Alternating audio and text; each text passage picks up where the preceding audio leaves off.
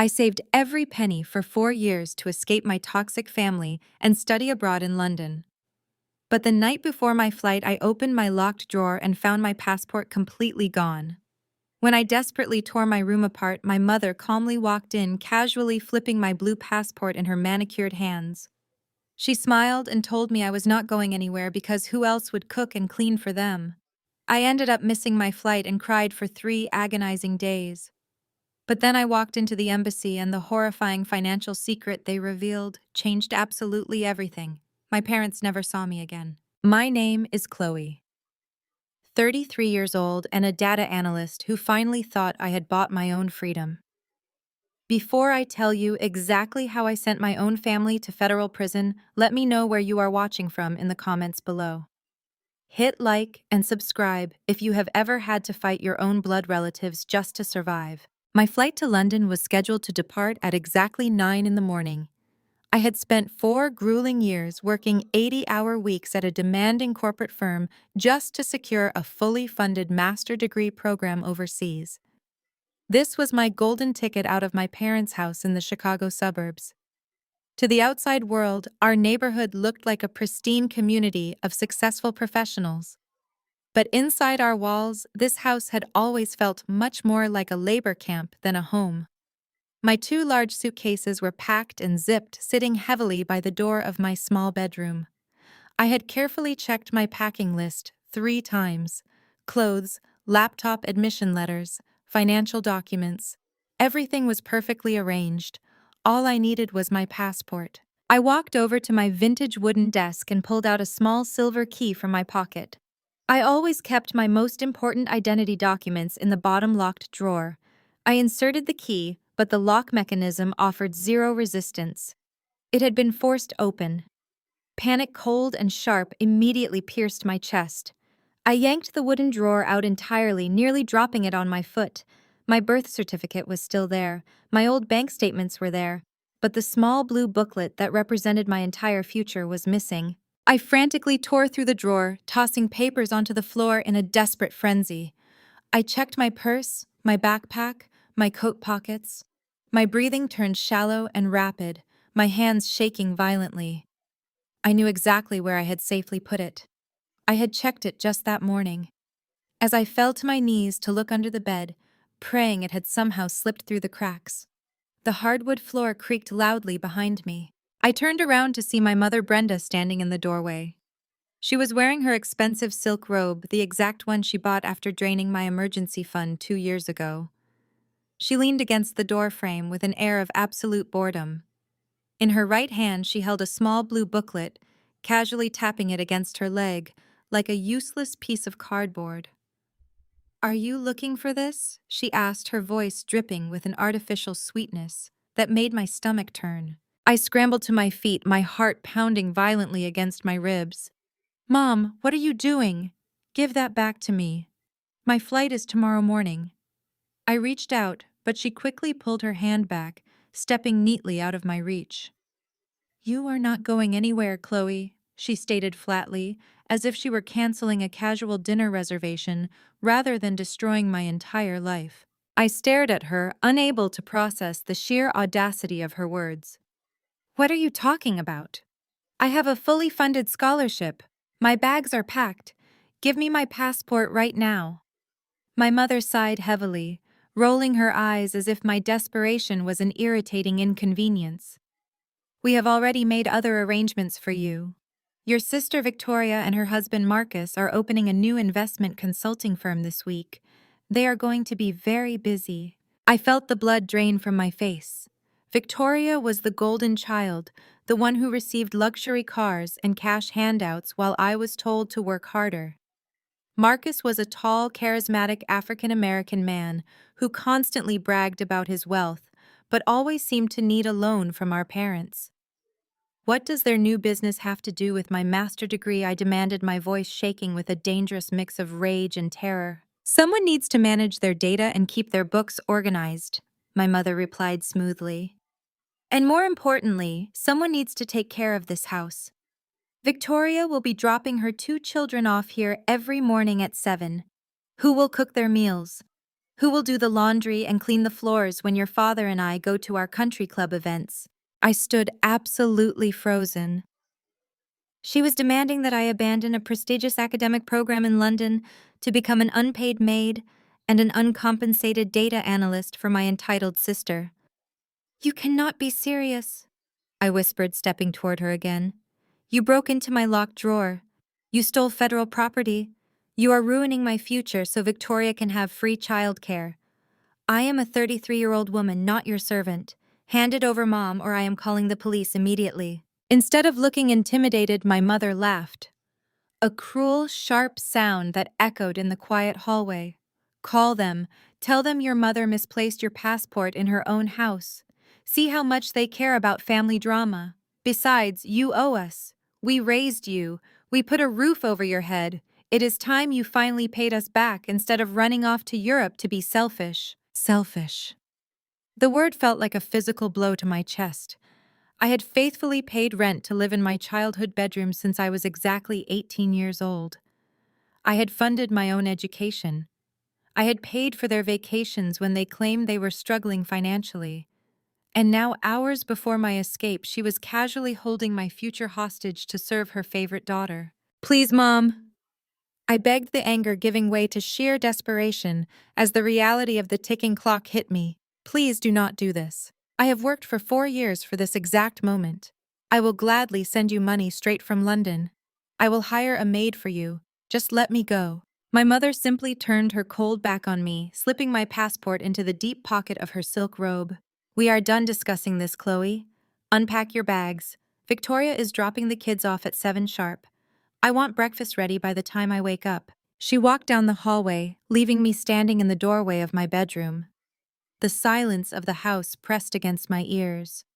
I looked at my perfectly packed suitcases, then at the empty broken drawer on my desk.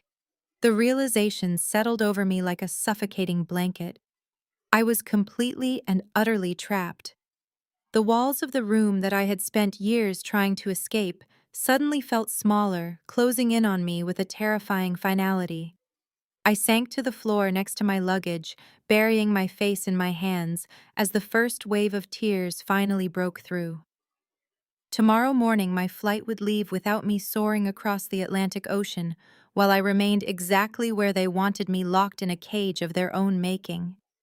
But they severely underestimated what I was capable of doing when pushed to the absolute edge. I saved every penny for 4 years to escape my toxic family and study abroad in London. But the night before my flight, I opened my locked drawer and found my passport completely gone. When I desperately tore my room apart, my mother calmly walked in, casually flipping my blue passport in her manicured hands. She smiled and told me I was not going anywhere because who else would cook and clean for them? I ended up missing my flight and cried for 3 agonizing days. But then I walked into the embassy, and the horrifying financial secret they revealed changed absolutely everything. My parents never saw me again. My name is Chloe, 33 years old, and a data analyst who finally thought I had bought my own freedom. Before I tell you exactly how I sent my own family to federal prison, let me know where you are watching from in the comments below. Hit like and subscribe if you have ever had to fight your own blood relatives just to survive. My flight to London was scheduled to depart at exactly 9 in the morning. I had spent 4 grueling years working 80-hour weeks at a demanding corporate firm just to secure a fully funded master's degree program overseas. This was my golden ticket out of my parents' house in the Chicago suburbs. To the outside world, our neighborhood looked like a pristine community of successful professionals. But inside our walls, this house had always felt much more like a labor camp than a home. My 2 large suitcases were packed and zipped, sitting heavily by the door of my small bedroom. I had carefully checked my packing list 3 times. Clothes, laptop, admission letters, financial documents. Everything was perfectly arranged. All I needed was my passport. I walked over to my vintage wooden desk and pulled out a small silver key from my pocket. I always kept my most important identity documents in the bottom locked drawer. I inserted the key, but the lock mechanism offered zero resistance. It had been forced open. Panic, cold and sharp, immediately pierced my chest. I yanked the wooden drawer out entirely, nearly dropping it on my foot. My birth certificate was still there. My old bank statements were there. But the small blue booklet that represented my entire future was missing. I frantically tore through the drawer, tossing papers onto the floor in a desperate frenzy. I checked my purse, my backpack, my coat pockets. My breathing turned shallow and rapid, my hands shaking violently. I knew exactly where I had safely put it. I had checked it just that morning. As I fell to my knees to look under the bed, praying it had somehow slipped through the cracks, the hardwood floor creaked loudly behind me. I turned around to see my mother Brenda standing in the doorway. She was wearing her expensive silk robe, the exact one she bought after draining my emergency fund 2 years ago. She leaned against the doorframe with an air of absolute boredom. In her right hand, she held a small blue booklet, casually tapping it against her leg like a useless piece of cardboard. "Are you looking for this?" she asked, her voice dripping with an artificial sweetness that made my stomach turn. I scrambled to my feet, my heart pounding violently against my ribs. "Mom, what are you doing? Give that back to me. My flight is tomorrow morning." I reached out, but she quickly pulled her hand back, stepping neatly out of my reach. "You are not going anywhere, Chloe," she stated flatly, as if she were canceling a casual dinner reservation rather than destroying my entire life. I stared at her, unable to process the sheer audacity of her words. "What are you talking about? I have a fully funded scholarship. My bags are packed. Give me my passport right now." My mother sighed heavily, rolling her eyes as if my desperation was an irritating inconvenience. "We have already made other arrangements for you. Your sister Victoria and her husband Marcus are opening a new investment consulting firm this week. They are going to be very busy." I felt the blood drain from my face. Victoria was the golden child, the one who received luxury cars and cash handouts while I was told to work harder. Marcus was a tall, charismatic African-American man who constantly bragged about his wealth but always seemed to need a loan from our parents. "What does their new business have to do with my master's degree?" I demanded, my voice shaking with a dangerous mix of rage and terror. "Someone needs to manage their data and keep their books organized," my mother replied smoothly. "And more importantly, someone needs to take care of this house. Victoria will be dropping her 2 children off here every morning at 7. Who will cook their meals? Who will do the laundry and clean the floors when your father and I go to our country club events?" I stood absolutely frozen. She was demanding that I abandon a prestigious academic program in London to become an unpaid maid and an uncompensated data analyst for my entitled sister. "You cannot be serious," I whispered, stepping toward her again. "You broke into my locked drawer. You stole federal property. You are ruining my future so Victoria can have free childcare. I am a 33-year-old woman, not your servant.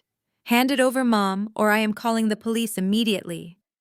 Instead of looking intimidated, my mother laughed. A cruel, sharp sound that echoed in the quiet hallway. "Call them. Tell them your mother misplaced your passport in her own house. See how much they care about family drama. Besides, you owe us. We raised you. We put a roof over your head.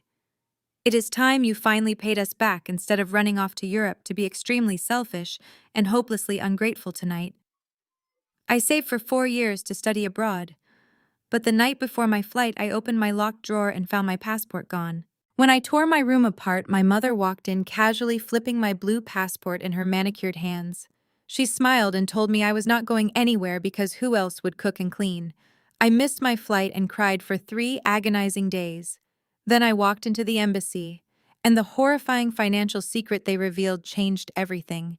My parents never saw me. My name is Chloe, 33 years old, and a data analyst who finally thought I bought my freedom. Before I tell you how I sent my family to federal prison, let me know where you are watching from in the comments.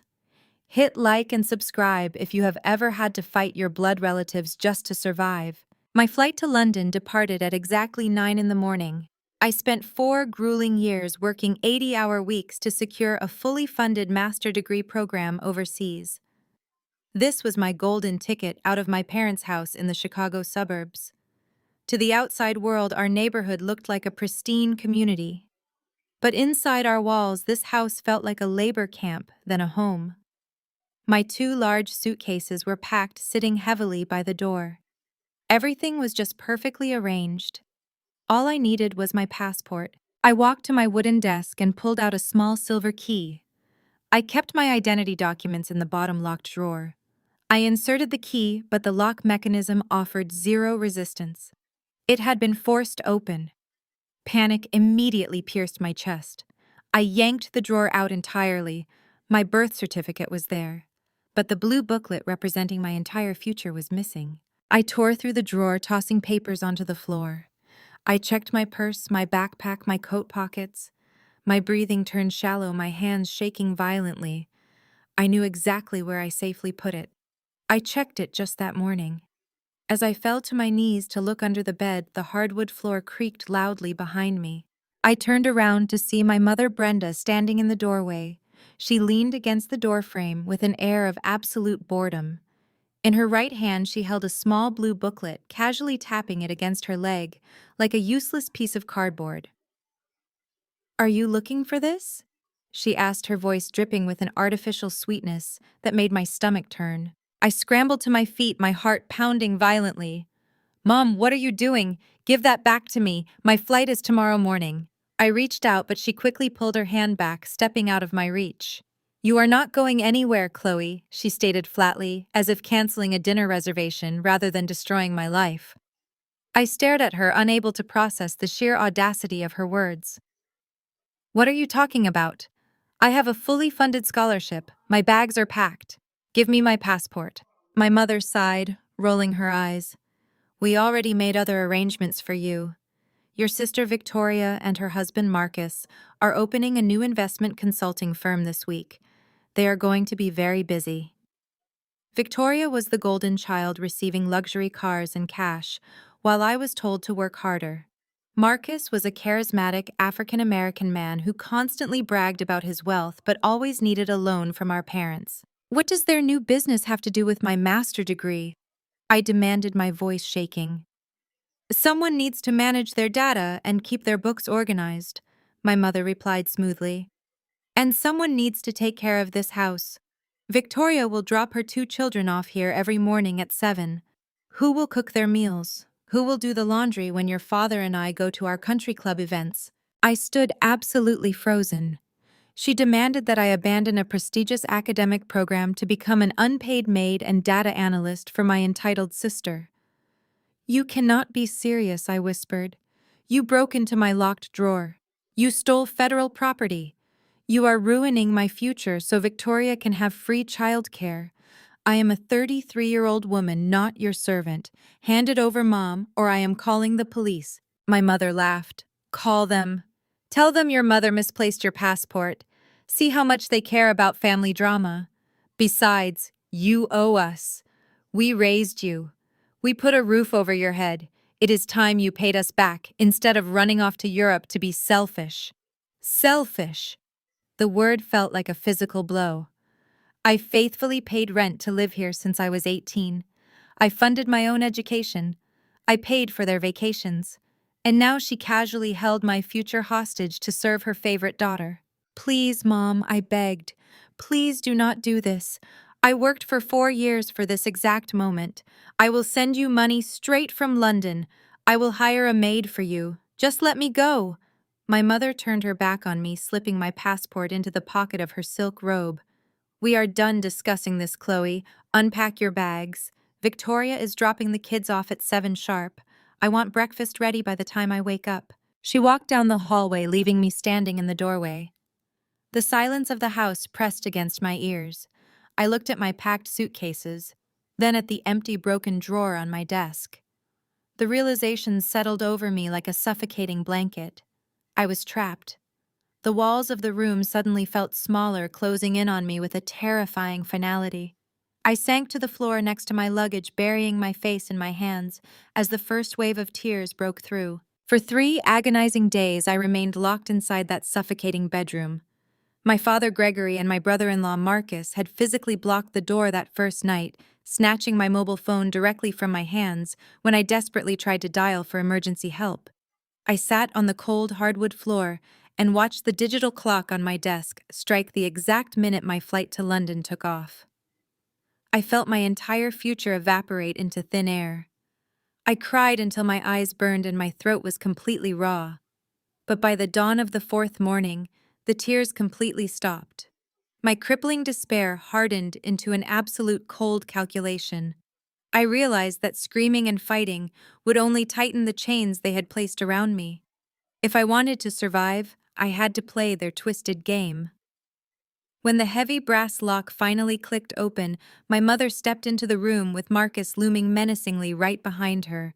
They told me I was officially released under one strict condition. I had to begin working for Marcus and his new investment startup immediately. No questions asked, no salary provided. I simply nodded my head and softly agreed, keeping my eyes cast downward in fake submission. I feigned complete compliance, packing my London suitcases away and walking straight into my new reality of modern servitude. My daily psychological torment began the very next morning at 6 sharp. Victoria would pull into the driveway in her pristine luxury SUV, dropping off her 2 screaming toddlers before speeding away to get her morning coffee and a professional manicure. I was expected to have a hot breakfast waiting for my parents' pack lunches for my niece and nephew and scrub the entire kitchen spotless before 8. Once the morning chores were completed, I was forced to drive to the cheap rented office space that Marcus proudly called his startup headquarters. The reality of his business was nothing short of a disorganized disaster. He had rented a space in a commercial strip mall and furnished it with flashy leather chairs and an expensive espresso machine. My first task every single day was to sweep the floors, wipe down the glass conference tables, and brew his custom coffee exactly how he liked it. I was a 33-year-old highly skilled data analyst, reduced to an unpaid janitor. Marcus would sit behind his massive desk, barking orders at me while he scrolled through social media on his phone. He aggressively stepped into my personal space whenever he felt I was moving too slowly, mocking my ambitions and reminding me that I owed my skills to the family empire. I swallowed my pride and quietly organized the chaotic financial records of his company.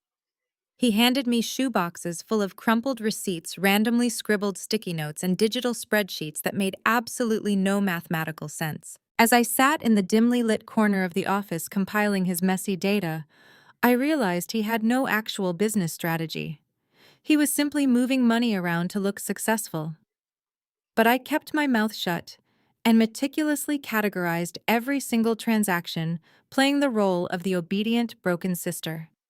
The absolute worst part of my daily nightmare was enduring Victoria. She would breeze into the office around noon, holding shopping bags from high-end designer boutiques. She flaunted her luxurious lifestyle with an arrogant smirk, completely oblivious to the fact that her extravagant comfort was funded entirely by the family exploitation of my hard work.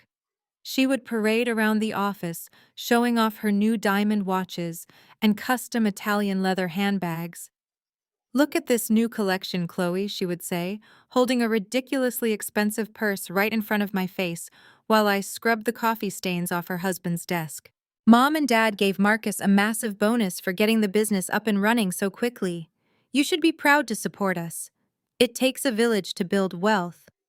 I would force a tight smile and nod, returning to my menial tasks. The psychological torment was carefully calculated to break my spirit. They wanted me to feel utterly worthless, so I would never try to escape again. Victoria would sit in the lounge area, sipping sparkling water and loudly planning her upcoming luxury vacations. She talked about booking 5-star resorts in the Maldives and private villa rentals in the south of France. She spoke about hiring personal chefs and booking exclusive yacht tours, while I was literally calculating how to make a single bag of rice last through the week, because my parents had stopped giving me an allowance for personal groceries. I was trapped in a relentless cycle of exploitation. Every time I looked at the massive stacks of financial documents Marcus threw on my desk, my blood boiled. I was organizing the very numbers that paid for my own imprisonment. But as the days dragged on, my initial devastation morphed into a sharp, hyper-focused awareness. By sweeping their floors and managing their unorganized paperwork, I was gaining unrestricted access to the inner workings of their entire financial operation. Marcus was incredibly arrogant, but he was also deeply careless. He left his laptop unlocked. He tossed sensitive banking documents into the open trash can. He handed me the keys to his digital kingdom because he truly believed I was too defeated to ever fight back. He thought I was just a sad, pathetic woman who had surrendered her dreams of London. Victoria thought I was just a jealous older sister destined to serve her forever. My parents thought they had successfully broken the only independent thinker in the family. They were all completely and utterly wrong. While I swept their floors and filed fraudulent receipts, I was silently gathering every piece of critical ammunition I needed to destroy them. I was never truly broken by their relentless cruelty. I was simply waiting for the exact perfect moment to strike back. The perfect moment presented itself on a quiet Tuesday afternoon. Marcus had left the office early to attend another flashy networking lunch, leaving me completely alone with his unlocked computer. He had commanded me to consolidate the quarterly investor reports before he returned, demanding that I format them to look pristine for his upcoming client meetings. As a data analyst, my brain is inherently wired to spot patterns, anomalies, and discrepancies. I opened his primary financial spreadsheet and began my assigned task. But the deeper I dug into the columns of numbers, the more the facade of his luxury lifestyle began to crumble right before my eyes. The spreadsheets were an absolute catastrophic disaster. Marcus had structured them like an amateur using convoluted formulas and hidden rows to mask the true origin of the incoming funds. But I was not an amateur. I had spent years analyzing complex corporate data structures for top-tier financial firms before my parents derailed my life. I quickly bypassed his sloppy password protection and accessed the raw bank statements he had buried deep in an unmarked subfolder. I started cross-referencing the incoming deposits with the outgoing dividend payments. A chilling realization washed over my entire body. Marcus was not investing a single dime into the stock market, real estate, or mutual funds. There were no legitimate investment portfolios. There were no actual yielding assets producing these astronomical returns he promised. Every time a new client deposited money into the firm, Marcus would immediately siphon off 30% into a private offshore account for his own personal expenses. He used the remaining funds to pay fake quarterly dividends to his earlier investors, creating the brilliant illusion of massive profitable returns. It was the textbook definition of a high-stakes Ponzi scheme. The luxury cars he drove, the designer handbags Victoria flaunted, the extravagant vacations they constantly bragged about, they were all funded entirely by stolen money. Marcus was robbing trusting people blind to finance his fraudulent empire and keep up the appearance of a wealthy mastermind. I sat absolutely frozen in the cheap leather office chair, staring at the glowing screen as the sheer magnitude of his crime finally sank in. He was not just an arrogant, entitled brother-in-law who exploited my labor. He was a ruthless federal criminal operating a massive financial scam right under the noses of everyone who trusted him. My hands trembled slightly as I scrolled further down to the main client registry. I needed to see exactly who he was stealing from.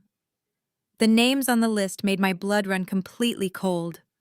I recognized almost every single person on the spreadsheet. They were my parents' closest lifelong friends. The wealthy couples from their exclusive country club, the elderly neighbors who lived on our pristine suburban street. My mother and father had unknowingly transformed themselves into his primary recruiters. Driven by their own blind greed and their desperate need to brag about their highly successful son-in-law, my parents had aggressively convinced their entire social circle to hand over their life savings to Marcus. They were blindly complicit in a massive criminal enterprise, happily feeding their friends into a financial slaughterhouse just to elevate their own social status. The realization that my parents were not only exploiting me, but also participating in the financial ruin of their friends was sickening. The depth of Victoria deception was equally horrifying. I opened a folder labeled expenses and found a trail of digital receipts. Victoria was not just a clueless wife spending her husband's money. She was actively helping him launder the stolen funds. There were email chains where Marcus explicitly instructed Victoria to purchase high-end jewelry and luxury watches using the newly deposited client funds. Victoria would then resell these items through private online brokers to generate clean, untraceable cash. My golden child sister was a willing and active participant in a federal financial crime. They were all completely rotten to the core. The sheer scale of the deception was breathtaking and highly illegal. I knew I had to act incredibly fast before Marcus returned from his extended lunch. I pulled a small encrypted USB flash drive from my pocket. I had hidden it inside my shoe every single day, just waiting for an opportunity exactly like this one. My hands moved with practiced precision as I quickly plugged the device into his computer and began downloading the entire database. I copied the raw bank statements, the fake client reports, the hidden ledgers, the client registry, and the damning email chains between Marcus and Victoria. I watched the progress bar inch across the screen, my heart hammering relentlessly against my ribs. Every passing second felt like an eternity. If he walked through that door and caught me downloading his fraudulent files, he would realize his entire operation was compromised. I copied thousands of files, ensuring I had an airtight digital paper trail of his entire criminal enterprise. When the transfer finally reached 100%, I safely ejected the flash drive and slipped it back into my shoe, pressing it flat against the sole. I quickly minimized the hidden folders, cleared the recent file history, and returned to the mundane data entry screen he had originally assigned me. I steadied my breathing and smoothed my expression into the blank, obedient mask I had perfected over the past few days. Just minutes later, I heard his heavy footsteps echoing down the hallway, followed by the sharp turn of the doorknob. When Marcus swaggered back into the room smelling of expensive cologne and misplaced arrogance, he had absolutely no idea that his reign of terror was effectively over. He snapped his fingers at me, demanding his afternoon coffee, oblivious to the fact that I now held the ultimate key to his absolute destruction. The house of cards he had so arrogantly built was completely rigged to collapse, and I was the one holding the match. The house of cards he had so arrogantly built was completely rigged to collapse, and I was the one holding the match. But before I could safely burn his empire to the ground, I needed to secure my own exit strategy. My meticulously planned escape relied entirely on the financial safety net I had built over the last 4 years. Working 80-hour weeks and sacrificing every vacation had allowed me to hoard exactly $60,000 in a high-yield savings account. That money was meant to cover my tuition and living expenses in London. Now it would serve as my emergency fund to disappear from Chicago forever. I finished my shift at his fraudulent startup in absolute silence, sweeping the remaining dust from the lobby and ignoring his condescending remarks. When he finally dismissed me, I walked directly to the local public library instead of heading straight back to my parents' house. I knew better than to check my personal finances on the office network or my home connection. My family had already proven they were willing to cross any boundary, and I suspected my father was monitoring the router traffic to ensure I remained isolated. I found a secluded computer terminal in the back corner of the library, shielding the screen with my body. My hands were remarkably steady as I opened a secure browser window and navigated to my banking portal. I typed in my credentials with practiced speed, my mind already calculating flight costs and legal retainer fees. I expected to see the comforting green numbers that represented my blood, sweat, and tears. I expected to see my freedom neatly packaged in a massive 5-figure sum. The dashboard loaded. I blinked, staring at the harsh white screen. My eyes darted to the top right corner where my total available balance was prominently displayed. The numbers did not make any sense. I rubbed my eyes hard, thinking the outdated computer monitor was glitching out. I refreshed the page. The numbers remained exactly the same. Available balance $0.00. A wave of pure, visceral nausea crashed into me, hitting me so hard I had to grip the edge of the cheap plastic desk to keep from falling out of my chair. My ears started ringing with a high-pitched whine, drowning out the quiet hum of the library. 0. It was completely gone. Every single penny I had saved by skipping meals, working overtime, and denying myself any basic comforts had simply vanished into thin air. I frantically clicked on the transaction history, my breathing turning ragged and uneven. I scrolled down past the small grocery purchases from last week, searching for the catastrophic leak. I found it instantly. 2 days ago, right in the middle of my 3-day imprisonment in my bedroom, a massive outgoing wire transfer had cleared the system. The entire $60,000 had been moved in one single transaction. I traced the routing numbers with trembling fingers. The money had not been hacked by a random stranger. It had been legally transferred into a secondary joint checking account. It was a dormant account my mother Brenda had set up for me when I was just 18 years old. I had completely forgotten her name was still attached to it as a legal guardian. From that joint account, the money was immediately wired again. The final destination was explicitly listed in bold black text. Marcus Investments, LLC. My mother had stolen my life savings. She had used her outdated custodial access to drain my accounts while I was locked in a room, crying over a missed flight. She took the money I bled for and fed it directly into the gaping maw of his fraudulent Ponzi scheme. They did not just steal my passport to keep me as an unpaid maid. They stole my passport to keep me trapped while they systematically stripped me of every single resource I had left. The sheer shock of the financial wipeout paralyzed me for a long, agonizing moment. I sat staring at the zeros on the screen, feeling the last tiny thread of my humanity snap. Any lingering hesitation I harbored about sending my own blood relatives to prison vanished completely. Any microscopic trace of daughterly love, familial loyalty, or sympathetic guilt was instantly incinerated. They were not my family. They were ruthless predators who saw me as nothing more than a bank account to be drained and a body to be exploited. A dangerous, chilling calm washed over my entire being. The tears that had threatened to fall just minutes ago completely dried up. My sadness evaporated, leaving behind a hardened, unbreakable core of absolute vengeance. I logged out of the banking portal, wiping the browser history and clearing the cache with robotic precision. I stood up from the library terminal feeling lighter than I had in days. I was no longer a victim mourning a lost scholarship or a stolen dream. I was a weapon fully loaded and aimed directly at their hearts. I walked out of the library and stepped into the biting evening air, my posture perfectly straight. I did not have a single dollar to my name, but I possessed something far more valuable. I held the digital evidence that would dismantle their entire fake lives. They thought taking my money would render me entirely powerless.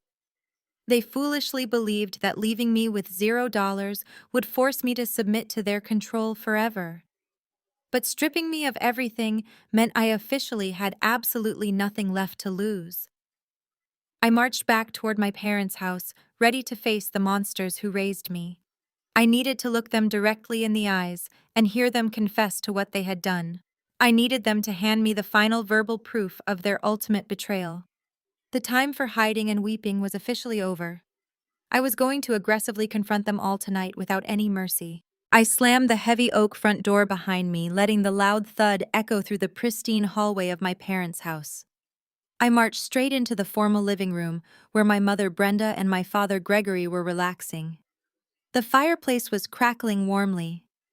My father was casually flipping through a golf magazine in his leather recliner. My mother was sitting on the velvet sofa, delicately sipping chamomile tea from a fine china cup, as if she had not just committed massive financial theft against her own daughter. I stood in the center of the plush Persian rug and glared at them. "Where is my $60,000? I demanded, my voice echoing off the high ceilings. My father did not even bother looking up from his magazine. My mother slowly lowered her porcelain cup to its matching saucer, placing it on the glass coffee table with deliberate, agonizing care. She smoothed the invisible wrinkles from her expensive silk trousers and looked at me with an expression of mild annoyance. "Please lower your voice, Chloe," she instructed coldly. "You are giving me a terrible migraine. And what money are you talking about?" "Do not play dumb with me, Mom," I snapped, stepping closer to the sofa. "I just came from the library. I checked my online banking portal. The $60,000 I saved over the last 4 years is completely gone. I saw the transfer record. You used your outdated custodial access on my childhood checking account to drain every single penny I owned. You wired my entire life savings to Marcus. My father finally closed his magazine, tossing it onto a side table. He let out a long, exasperated sigh like a parent dealing with an unruly toddler. We did not drain anything, Chloe, he stated flatly. We merely reallocated stagnant family resources to a much more productive venture. Reallocated. I repeated the word, tasting like venom on my tongue. You stole my money. That was my tuition. That was my rent for London. That was my money. It was sitting in a joint account. My mother corrected, her tone dripping with condescension. Legally, I have every right to authorize transfers from an account bearing my name. I opened that account for you when you were a teenager. You should be thanking me for managing your finances so effectively. Thanking you, I laughed, a harsh, humorless sound that startled them both. You wiped out my entire existence to fund a fake consulting firm. My mother picked her tea back up, taking a calm sip. Do not be so incredibly dramatic, Chloe. Marcus needed immediate seed money to secure premium office space and impress high net worth clients. You were planning to waste that massive sum on a useless degree in a foreign country. We decided it was far more beneficial to invest that capital right here at home. You just invested in your sister Victoria and her bright future. You should feel incredibly proud. Proud? I asked, my fists clenching so hard my nails dug painful half-moons into my palms. You want me to feel proud that my sister is buying designer handbags with the money I earned working 80-hour weeks. You want me to feel proud that Marcus is throwing my hard-earned savings down the drain. Your brother-in-law is a brilliant entrepreneur. My father interjected, his voice rising in aggressive defense of Marcus. He is going to triple that investment in 6 months. Once the business is highly profitable, Victoria and Marcus will gladly pay you back with interest. We did you a massive favor. We turned your dead savings into a high-yield family asset. They were gaslighting me right to my face. They sat there in their luxurious living room, surrounded by expensive furniture and completely twisted reality, to make themselves the heroes of my financial ruin. They genuinely expected me to bow my head and express deep gratitude for being robbed blind. They wanted me to believe that my dreams were entirely worthless compared to Victoria and her fraudulent husband. I looked at my mother, who was watching me with a smug, triumphant smirk. She truly believed she had finally broken me. She thought that by taking my passport and draining my bank account, she had severed my legs and trapped me in her web forever. She expected me to fall to my knees, scream, beg, and throw a massive tantrum. She wanted the satisfaction of watching me completely unravel. But looking at their arrogant faces, I felt a sudden absolute clarity. Arguing with them was utterly pointless. Trying to appeal to their morality or basic human decency was a complete waste of breath. They possessed no empathy.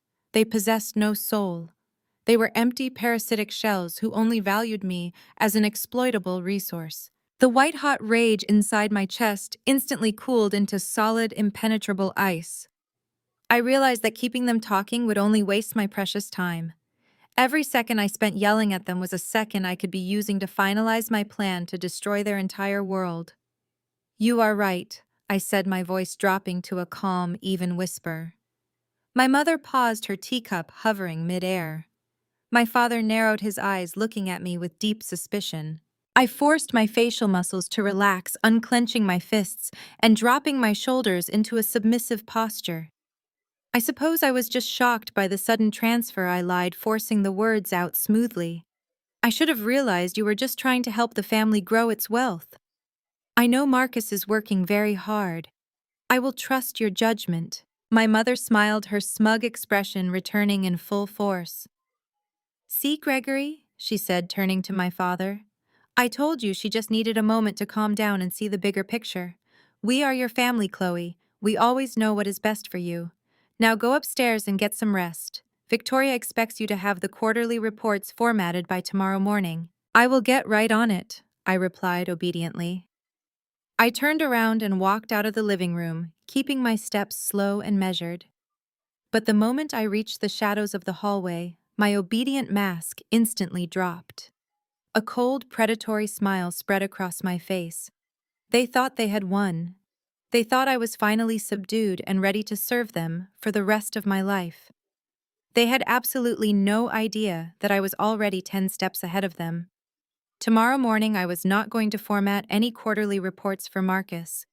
Tomorrow morning, I was going to execute a plan that would bring the full weight of the federal government crashing down onto their heads. I walked silently up the stairs to my bedroom, my mind racing with brilliant strategies. I needed to get to the embassy as soon as the doors opened. I was going to burn this entire family to the ground, and I was not going to leave a single survivor behind. The next morning, I woke up before the sun crested the skyline. I dressed in plain clothes, pulling my hair into a severe bun, looking exactly like the defeated woman my family expected to see. I walked downstairs and brewed the expensive coffee Marcus demanded. Victoria arrived at 7, dropping her toddlers without a word. My mother, Brenda, swept into the kitchen inspecting the breakfast spread. She gave me a curt nod, convinced her financial theft had beaten me into submission. I served them in total silence, playing the perfect servant. At 8:30, I drove to the strip mall where Marcus ran his fraudulent firm. I grabbed the broom sweeping the lobby so he saw me working when he swaggered through the doors. Marcus tossed his designer briefcase onto a table and snapped his fingers. He handed me a handwritten list of errands. He needed printer ink dry cleaning and sparkling water for his client meetings. He tossed a corporate credit card onto my desk, telling me I had exactly 2 hours to get everything done before I formatted his fake reports. I nodded obediently. I walked out and entered my sedan. My hands shook violently, gripping the steering wheel. I knew my father, Gregory, was highly paranoid. He had installed tracking software on my phone years ago, claiming it was for family safety. If I deviated from the errand route, he would know instantly. I pulled into a grocery store parking lot and left my personal cell phone locked inside the glove compartment. I tossed the corporate credit card right next to it. I stepped out carrying only my hidden USB drive, my birth certificate, and a few crumpled $20 bills I had hidden in my shoe months ago. The true weight of my escape crashed down upon me. I was completely untethered. I pulled my hood over my head, walking rapidly toward the public transit station. Every single shadow felt like a threat. The city streets were bustling, but I felt entirely exposed. A black luxury SUV drove slowly past the bus stop and my breath hitched. I ducked behind a concrete pillar, terrified Marcus had followed me. The vehicle sped away, but my heart hammered relentlessly. I boarded the crowded train, squeezing myself into the corner of the last car. I kept my head down, staring at the linoleum floor. My mind raced through terrifying scenarios. What if Victoria called the office? What if Marcus checked the tracking app? What if they reported me missing just to drag me back to their suburban prison? I constantly checked over my shoulder, scanning the faces around me. An older man in a tailored suit boarded, and I instantly shrank back. From the corner of my eye, he looked exactly like my father. I held my breath until the man turned his head, revealing a different profile. The paranoia was absolutely suffocating. I was a 33-year-old woman, but they had conditioned me to feel like a helpless runaway child. The train ride felt like an eternity. Every screech of the metal tracks sent a jolt of adrenaline through my veins. I mentally rehearsed my plan over and over. I needed to stand before a federal official and report my documents stolen. The embassy building was located in the heart of the downtown district. I just needed to make it through those heavily guarded doors. Once I was inside a federal building, my family could not touch me. I would be protected by armed government security. The train screeched to a halt. I sprinted up the concrete stairs, bursting into the cold city air. I navigated the busy sidewalks with extreme urgency, weaving through crowds of business professionals. I checked my reflection in the glass storefronts, ensuring nobody was tailing me. I took 3 different detour routes to be absolutely certain I had not been followed. My legs ached and my lungs burned, but I did not dare slow down. Finally, I turned the corner and saw the towering embassy building looming ahead. The massive stone pillars represented my absolute salvation. A line of people wrapped around the entrance waiting to pass through the metal detectors. I took my place at the back, shifting my weight anxiously. I scanned the busy street, watching for my father's car or Marcus and his aggressive swagger. The minutes ticked by, agonizingly slow. I mentally counted every single second. When I reached the front of the line, the armed security guard instructed me to empty my pockets. I placed my birth certificate and my hidden USB drive into the plastic bin. I walked through the metal detector, holding my breath until the green light flashed. I gathered my belongings and walked up to the thick, bulletproof glass window of the reception desk. The clerk looked up, raising one eyebrow at my disheveled appearance and frantic breathing. I placed my birth certificate flat down against the cold metal counter. My voice trembled, but my resolve was absolute. "I need to report a stolen passport and request an emergency replacement," I stated firmly. "My family has forcefully confiscated my federal documents to keep me trapped in the country. I need immediate assistance right now to fix this." The clerk nodded silently, handing me a thick stack of urgent forms and a pen. I sat down quickly, clutching the paperwork tightly like a lifeline. I successfully escaped their physical grasp and reached the safe haven of the embassy. I believe the hardest part of my journey was officially over today. I thought I just needed to fill out a few simple forms, pay an expedited processing fee, and walk out confidently with a brand new blue booklet in hand. I had absolutely no idea that the federal official sitting directly behind that secure desk was about to look deep into a classified federal database and reveal a truly horrifying financial secret that would completely shatter my entire reality all over again. I filled out the stack of urgent forms with hands that refused to stop shaking. Every stroke of the pen felt like a battle against my own exhaustion and mounting panic. I listed my full legal name, my social security number, and the exact date I discovered my passport missing. I wrote down the names of my mother Brenda and my father Gregory, identifying them clearly as the individuals who had unlawfully confiscated my federal documents. I took a deep breath, clutching the paperwork tightly against my chest. I sat in the hard plastic waiting chair, staring at the digital screen displaying ticket numbers. My number was 74. The screen currently read 68. Every time the electronic chime sounded, my heart jumped right up into my dry throat.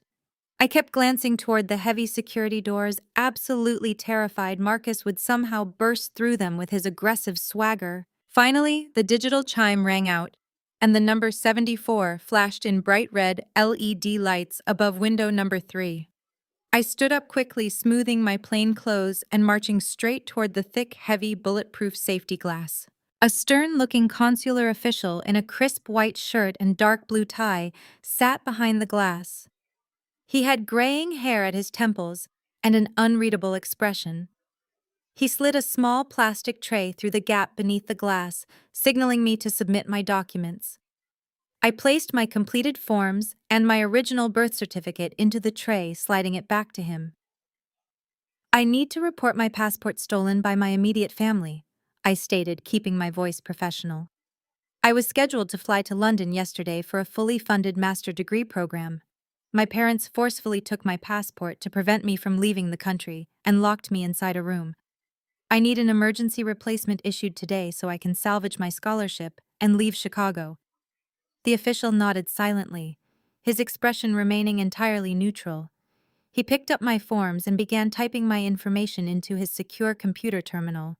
He scanned my birth certificate, verifying my identity against the federal database.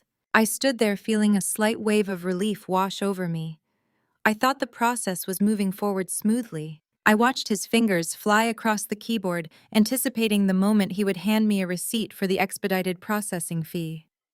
But suddenly, his hands stopped moving completely. He stared at his computer screen, his eyes narrowing sharply. The neutral customer service mask he wore instantly vanished, replaced by a look of intense, severe scrutiny. He leaned closer to the monitor, hitting the enter key one more time, as if verifying something he simply could not believe. The heavy silence stretched between us, feeling thicker and more suffocating with every passing second. He looked away from the screen and stared directly at me, his gaze piercing right through the bulletproof glass. Miss Chloe, he asked, his tone dropping an entire octave into something incredibly serious. Can you confirm your current residential address and your primary place of employment? I swallowed hard, suddenly feeling very small under his scrutiny. I confirmed my parents' address where I had been living and paying rent. I also stated the name of the corporate firm I had worked at for 4 years, explaining I had just resigned. He typed my answers into the system and shook his head slowly. Are you absolutely certain you are not currently employed as a primary guarantor or executive officer for a local investment consulting firm? He asked, his voice laced with heavy suspicion. I felt the blood drain entirely from my face. My mind instantly flashed to Marcus and his fraudulent startup. No, I replied firmly. My brother-in-law Marcus runs an investment firm. They forced me to do unpaid data entry for him over the last 3 days, but I hold no official position there. I am absolutely not a guarantor. The official let out a long, heavy sigh and turned his monitor slightly, as if reviewing a highly classified file. Miss Chloe, I cannot issue you an emergency passport today, he stated flatly. Your passport is not just missing, it is actively tied up in a massive federal financial hold. I stared at him, my brain struggling to process his words. A federal financial hold? I repeated, my voice barely a whisper. What does that even mean? He leaned forward, speaking deliberately. It means your stolen passport was recently used as primary identity collateral. Your name and your immaculate credit history are currently anchoring a massive federal loan. Your family did not just steal your physical document to keep you in the country. He explained, his voice tight with professional concern. They used your federal identity to bypass the strict banking regulations required for commercial funding. The system shows that your specific passport number was submitted exactly 3 days ago as the ultimate verification layer for a highly suspicious commercial credit application. My entire body went completely numb as the horrifying reality crashed down upon me. 3 days ago was the exact same day my mother Brenda broke into my locked drawer. It was the exact day my father Gregory and Marcus trapped me inside my bedroom while my flight took off without me. They needed to keep me physically present in the United States, so I could not flag any international fraud alerts while they hijacked my financial identity. You are currently locked into a massive federal system alert, the official stated firmly. If I issue you a new emergency passport right now, it will immediately trigger a global fraud warning, and you could be detained at the airport. I gripped the metal counter, fighting the intense wave of dizziness. My own flesh and blood had weaponized my perfect record to build their fake empire. I thought losing my $60,000 was the worst betrayal they could commit. I was completely wrong. They sold my future. The wait felt like an eternity. I sat completely frozen in the hard plastic chair, staring at the empty space behind the bulletproof glass. My heart hammered wildly against my ribs. I had just crossed a massive, invisible line. I was officially turning my entire family over to the federal government. Less than 10 minutes later, a heavy steel door next to the reception counters clicked open. 2 men stepped out into the waiting area. One was the consular official I had just spoken with. The other man was tall, broad-shouldered, and carried an aura of absolute authority. He wore a dark tailored suit and a badge clipped securely to his belt. His eyes were sharp, analytical, and instantly locked onto me. He walked directly toward my chair. Miss Chloe, he said, his voice deep and commanding. I am Officer Davis. I am a lead investigator with the Federal Financial Crimes and Customs Division. My colleague here briefed me on your situation. Please come with me right now. I stood up, my legs trembling slightly, but I forced myself to walk with purpose. I followed Officer Davis through the heavy steel door, leaving the crowded public waiting room far behind. We walked down a long, sterile hallway until we reached a windowless interrogation room. The room contained a heavy metal table, 2 chairs, and a standalone computer terminal. Officer Davis gestured for me to sit down. He closed the door, locking it securely behind us. The thick soundproofing instantly swallowed all the noise from the building. We are in a secure federal facility, Officer Davis stated, sitting across from me. What we discuss in this room is completely confidential. I need you to understand the absolute gravity of your claims. You are alleging that your immediate family members committed grand larceny, wire fraud, and federal identity theft. Defrauding the Small Business Administration for $500,000 is a severe federal felony. If convicted, they are looking at decades in federal prison. Are you fully prepared to initiate this process? I looked him dead in the eyes. I have never been more prepared for anything in my entire life, I replied, my voice completely steady. They stole my passport to trap me. They stole my life savings to fund their crime. They forged my signature to frame me for their massive debt. I want them locked away forever. Officer Davis studied my face, nodding slowly. He recognized the hardened resolve of a woman who had absolutely nothing left to lose. You mentioned you have an encrypted drive, he said, gesturing toward the metal table. Show me exactly what you have. I reached down into my shoe and retrieved the small black USB flash drive. I placed it gently on the center of the table. Officer Davis plugged the drive into the secure, isolated computer terminal. The screen blinked to life. I leaned over the table, directing him exactly where to look. Open the folder labeled Quarterly Distributions, I instructed. Those are the fabricated client statements. Now open the hidden subfolder named Raw Ledger. That is the actual bank data I uncovered yesterday. Officer Davis clicked through the files, his eyes moving rapidly across the digital spreadsheets. The silent room was filled only with the rapid clicking of his computer mouse. I watched his expression shift from professional skepticism to absolute profound shock. He pulled up the transaction history, highlighting the massive outgoing transfers. This is a textbook Ponzi structure, Officer Davis muttered, leaning closer to the glowing monitor. He is taking new investor capital and immediately siphoning 30% into personal offshore accounts. He is using the remaining 70% to pay fake dividends to his early investors.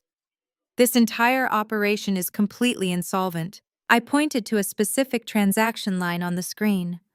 Look at the incoming deposits from 3 days ago, I said.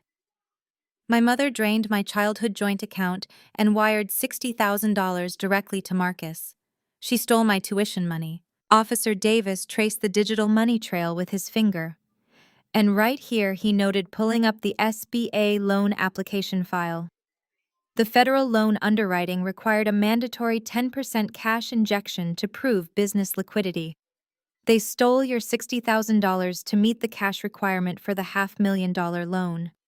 They used your money to secure the funds and your forged signature to absorb all the legal liability. It is a perfectly orchestrated financial trap. They engineered this so that when the scheme inevitably collapsed, you would be the only one facing federal prison. A cold chill washed over my body as I heard a federal investigator validate my exact fears. They truly hated me. My own parents hated me so deeply they were willing to sacrifice my entire freedom just to buy my sister designer handbags and luxury vacations. We have a massive problem, however, Officer Davis said, his tone turning incredibly urgent. The federal loan was approved yesterday.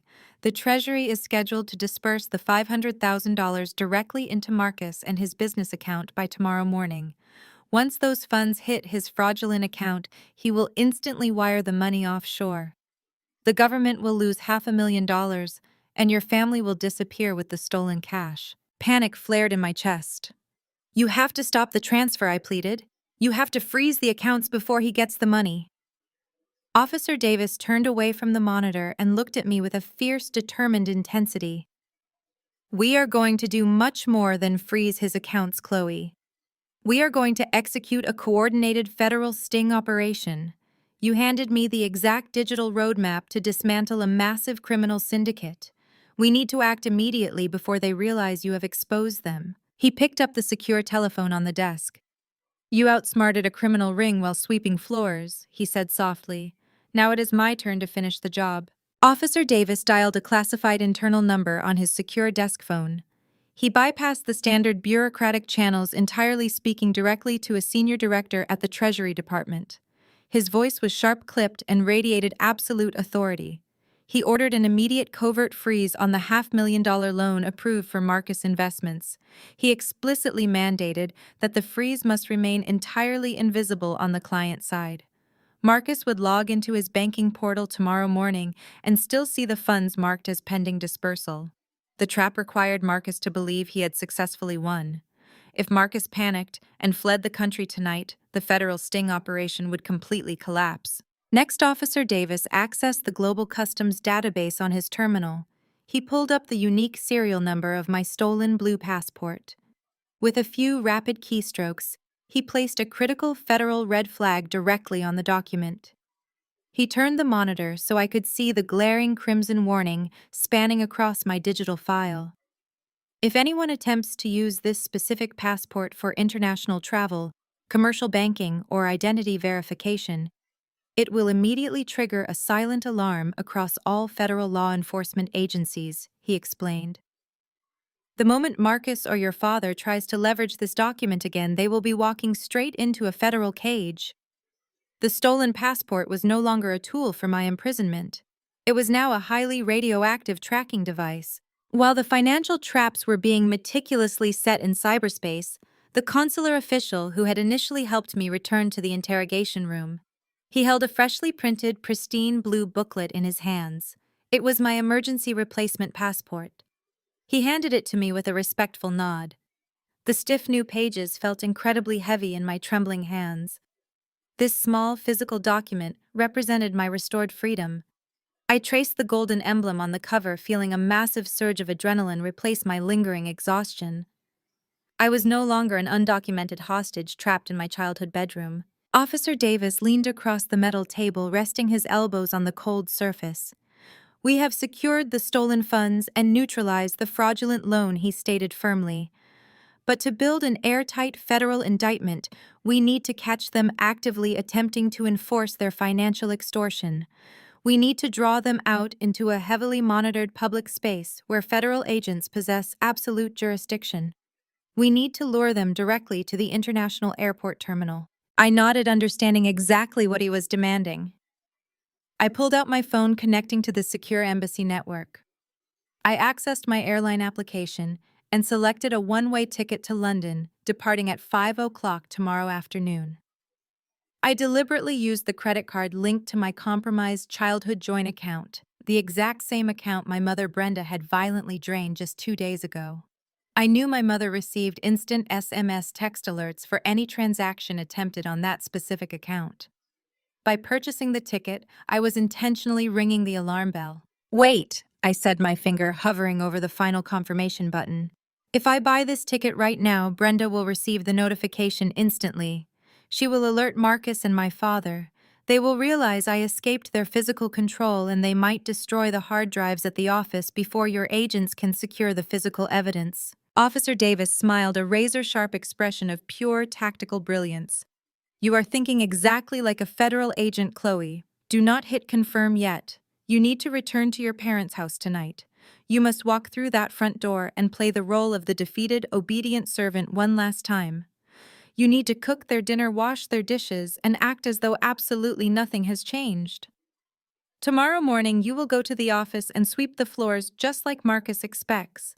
We need them completely relaxed and arrogant.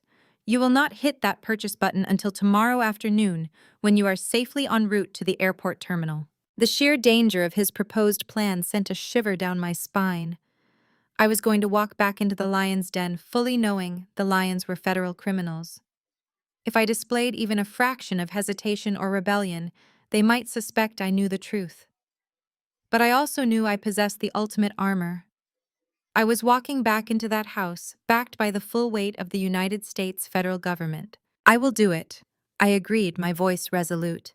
I will play the broken sister for one more night. But when I leave tomorrow, I want to watch them lose everything. Officer Davis stood up, extending his hand. You will watch their entire empire burn to ashes, Chloe. My tactical team will be stationed in plain clothes throughout the departure terminal tomorrow afternoon. The moment your mother receives that banking alert, she will panic. She will realize you are actively defying her quarantine and attempting to leave the country. Because they firmly believe your stolen passport is vital to protecting their $500,000 loan, they will desperately race to the airport to physically intercept you.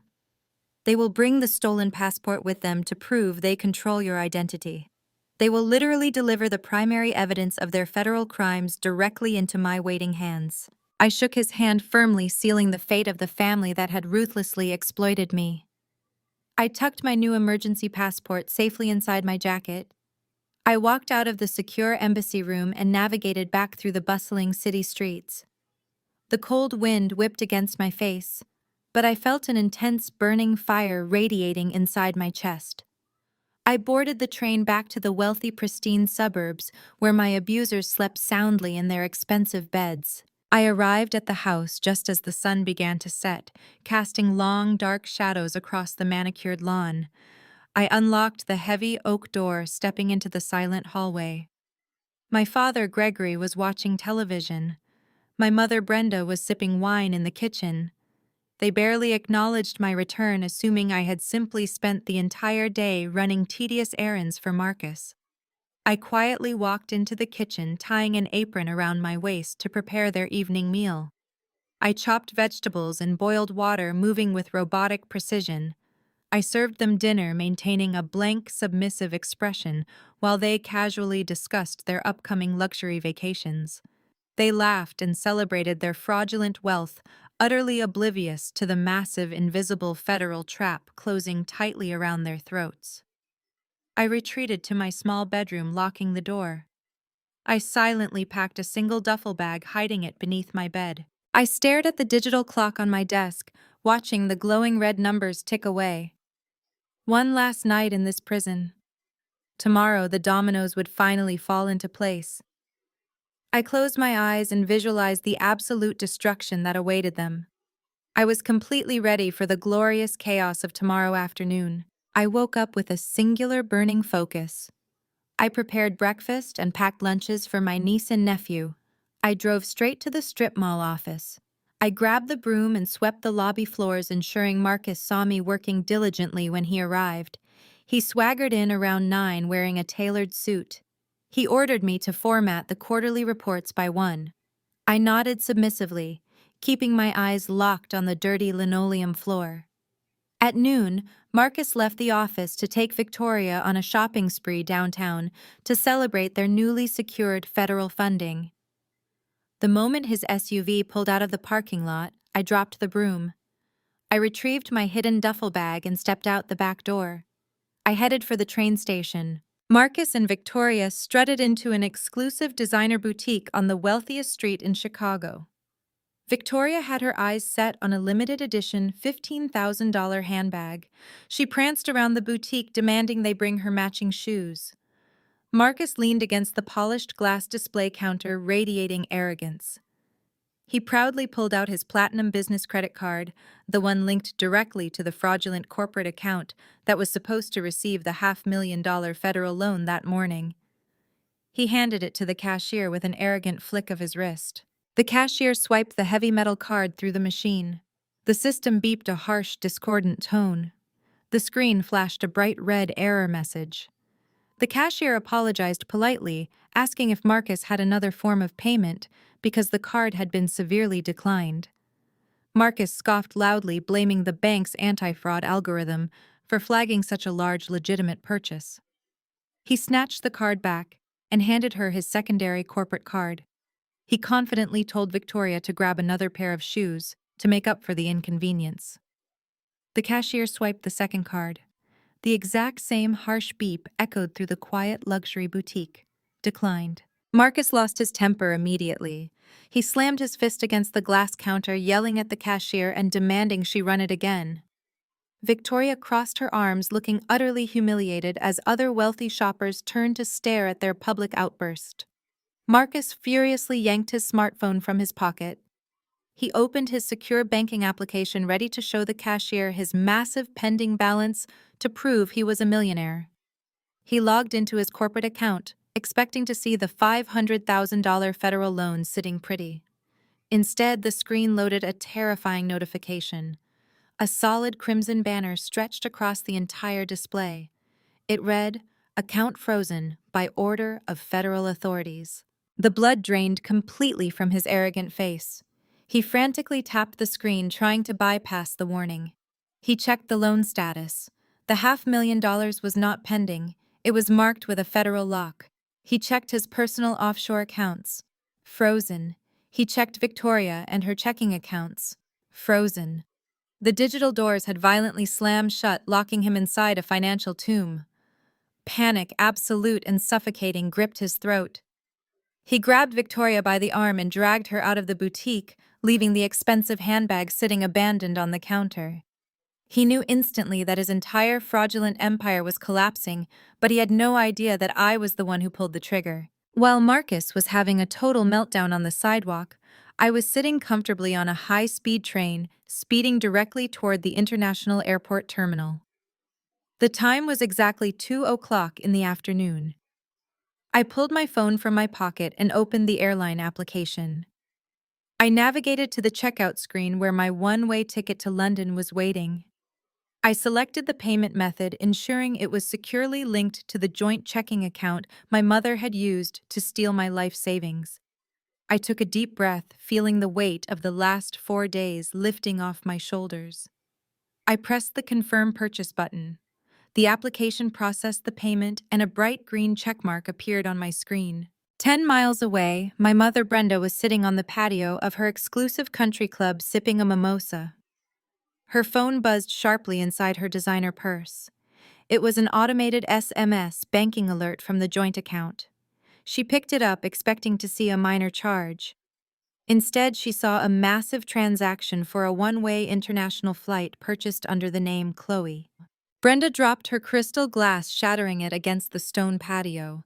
She leaped out of her chair, ignoring the startled gasps of her friends. She realized instantly what that notification meant. I was actively defying her quarantine and attempting to flee the country right now. She dialed my father, Gregory, screaming into the receiver that I was making a run for the airport. Gregory was sitting in his home office, oblivious. He panicked, realizing that if I left the country, I could expose their massive financial fraud. Brenda hung up and desperately dialed Marcus. Marcus answered the phone completely breathless and terrified, babbling frantically about frozen accounts and federal banking errors. Brenda screamed that I was buying international flights. The horrifying puzzle pieces slammed together in their minds. They realized I had bypassed their security measures and accessed funds. But they firmly believed that my stolen physical passport was the key to protecting their loan and preventing me from escaping. They thought they held the ultimate trump card. "We need to get to the airport," Marcus bellowed into the phone. "Bring her stolen passport. We are going to drag her back to the house before she ruins everything." The entire syndicate mobilized in a blind, desperate panic. They piled into their luxury vehicles, tearing through the city streets.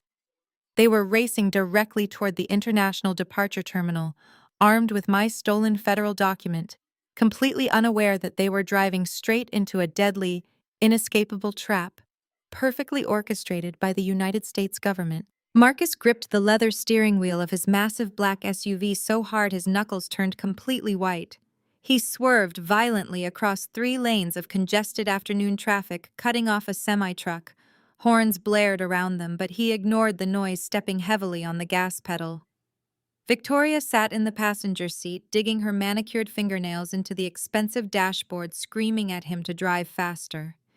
In the back seat, my mother Brenda clutched her designer purse tightly against her chest.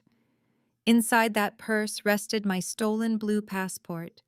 My father Gregory sat beside her, his face flushed with a dangerous shade of crimson, furiously dialing my phone number over and over again. I had blocked all of their numbers the second I stepped off the train. The automated voicemail greeting only fueled their absolute rage.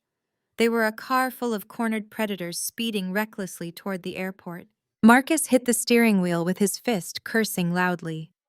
He still could not comprehend the magnitude of his financial collapse.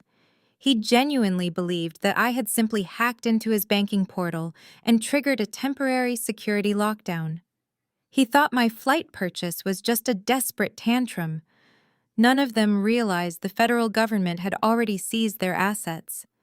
They firmly believed that if they could just drag me back to the suburban house and physically force me to surrender my passwords, they could restore their fraudulent empire.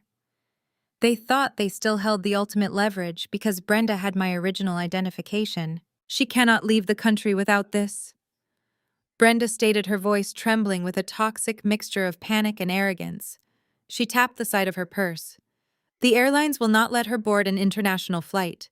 We just need to catch her at the check-in counter and drag her back to the car. She is throwing a massive fit because she is jealous of Victoria. Victoria whipped her head around to glare at our mother. She ruined my shopping trip, Mom. My cards were declined in front of everyone. Do you have any idea how humiliated I felt? When we get our hands on her, I am going to make her scrub the office floors on her hands and knees for a month. Gregory leaned forward, gripping the back of the front seats. Just focus on the road, Marcus, he commanded harshly. If she makes a scene at the airport, we tell security she is experiencing a severe mental breakdown. We tell them she stole money from our family business and we are taking her directly to a psychiatric hospital. We control the narrative. We always control the narrative. Marcus nodded aggressively, pressing the accelerator down to the floorboards. He weaved through the dense highway traffic, treating the lanes like a personal racetrack. He narrowly avoided a collision with a concrete barrier as he took the airport exit ramp at a terrifying speed. He did not care about the safety of the other drivers on the road. He only cared about his frozen bank accounts and his crumbling fake millionaire status. The massive green highway signs directing them to the international departure terminal loomed overhead. While they were risking their lives and the lives of everyone around them in a desperate highway chase, I was experiencing a profound sense of absolute peace.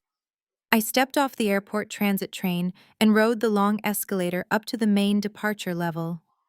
The massive glass windows of the terminal allowed the bright afternoon sunlight to pour in, illuminating the busy concourse.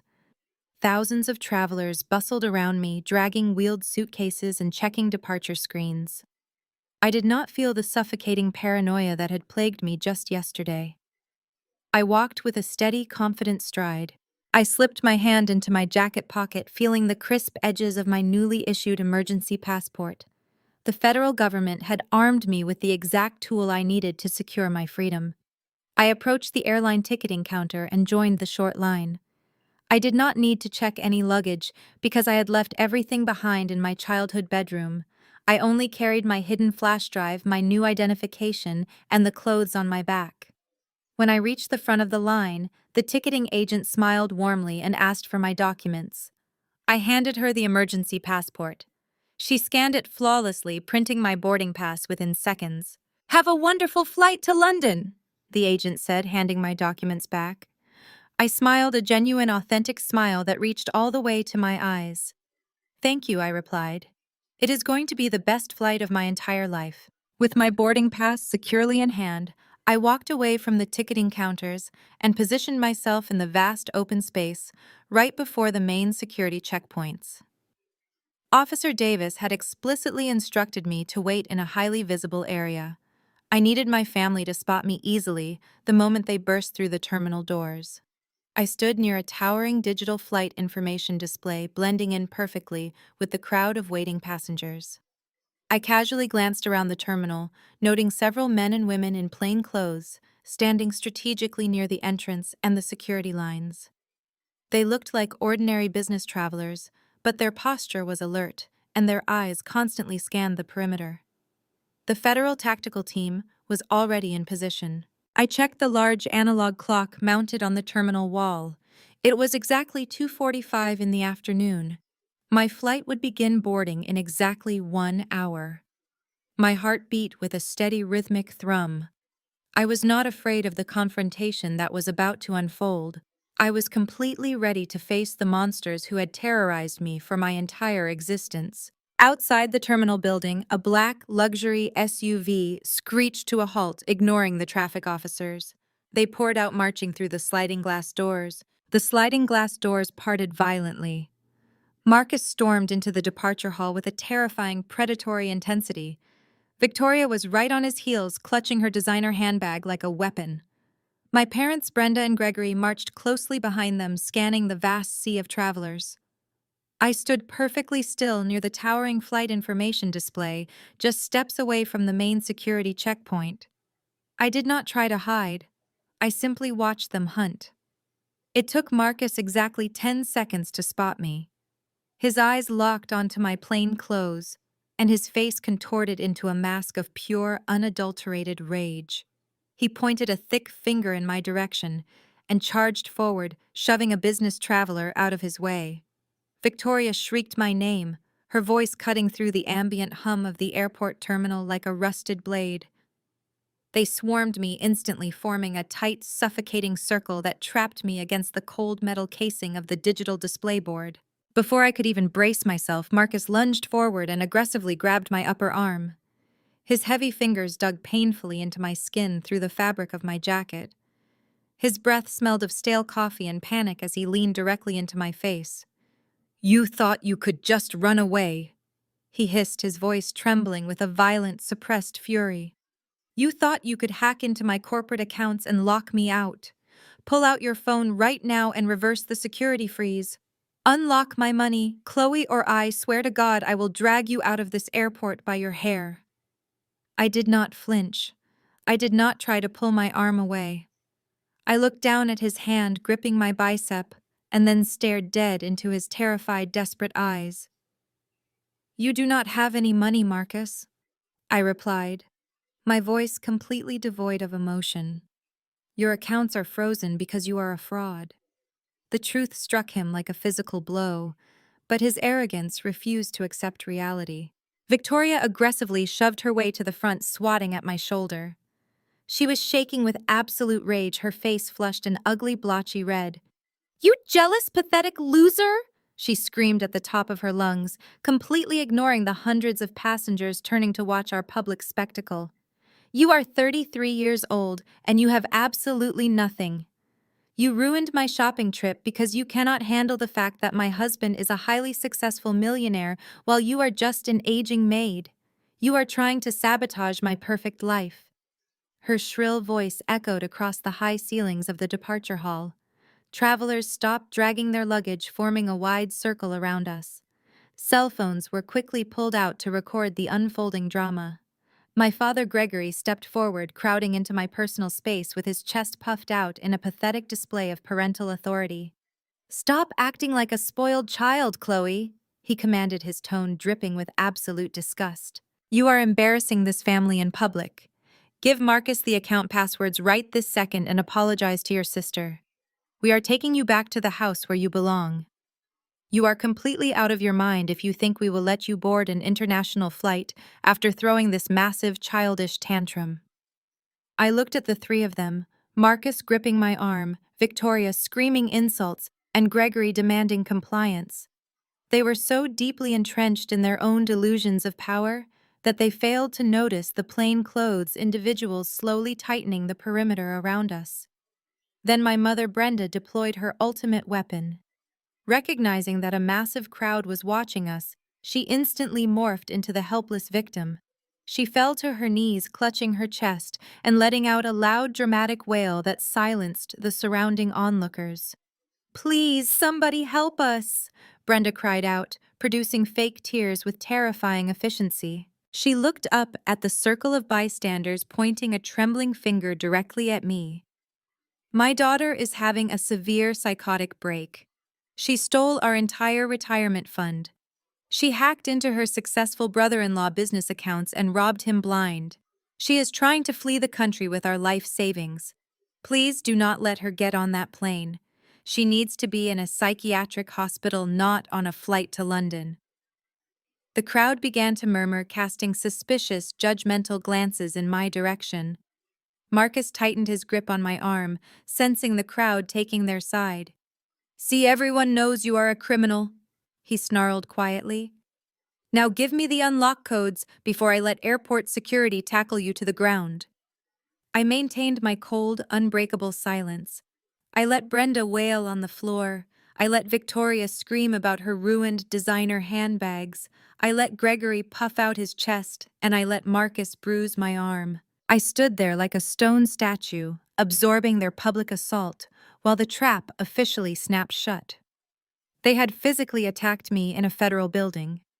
They had publicly confessed to attempting to control federal loan accounts.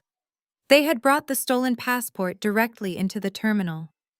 They had handed the federal government every single piece of evidence required to lock them away for decades. The arrogant delusion blinding them was absolutely astonishing. They genuinely believed their coordinated theatrics could override objective reality and force me into submission right here in the airport. Brenda continued to sob theatrically, clutching her expensive blouse as she rocked back and forth on the polished floor.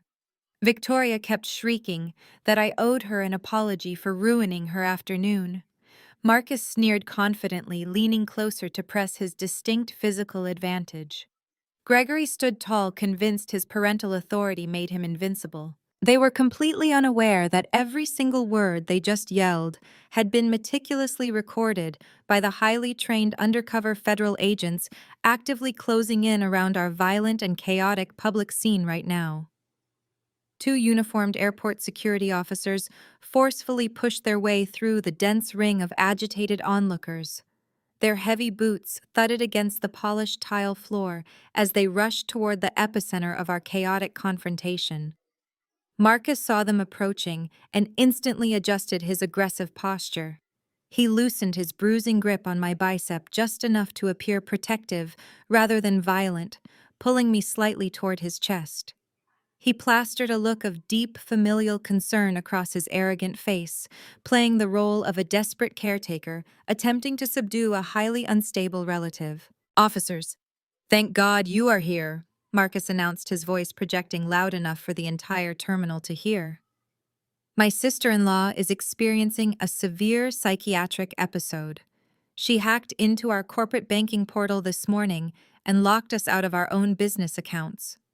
She is completely delusional and trying to board an international flight with our stolen money.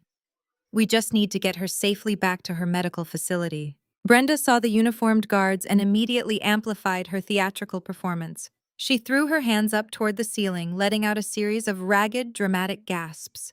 She scrambled up from the floor, clutching the arm of the nearest security officer with her perfectly manicured fingernails. "Please, you have to arrest her," Brenda wailed, her voice breaking with manufactured agony. "That ungrateful girl stole my entire life savings. She wiped out the retirement fund my husband and I worked 40 years to build. She is a ruthless thief, trying to flee to London with everything we own. Look at her standing there without a single shred of remorse." The first security officer, a tall man with a stern expression, looked at Brenda and then shifted his hard gaze directly to me. Victoria seized the opportunity to aggressively step forward, crossing her arms over her chest. "She is a pathological liar and a massive jealous burden," Victoria sneered, pointing a sharp finger at my face. "She ruined my husband's investment firm because she cannot handle her own miserable failures.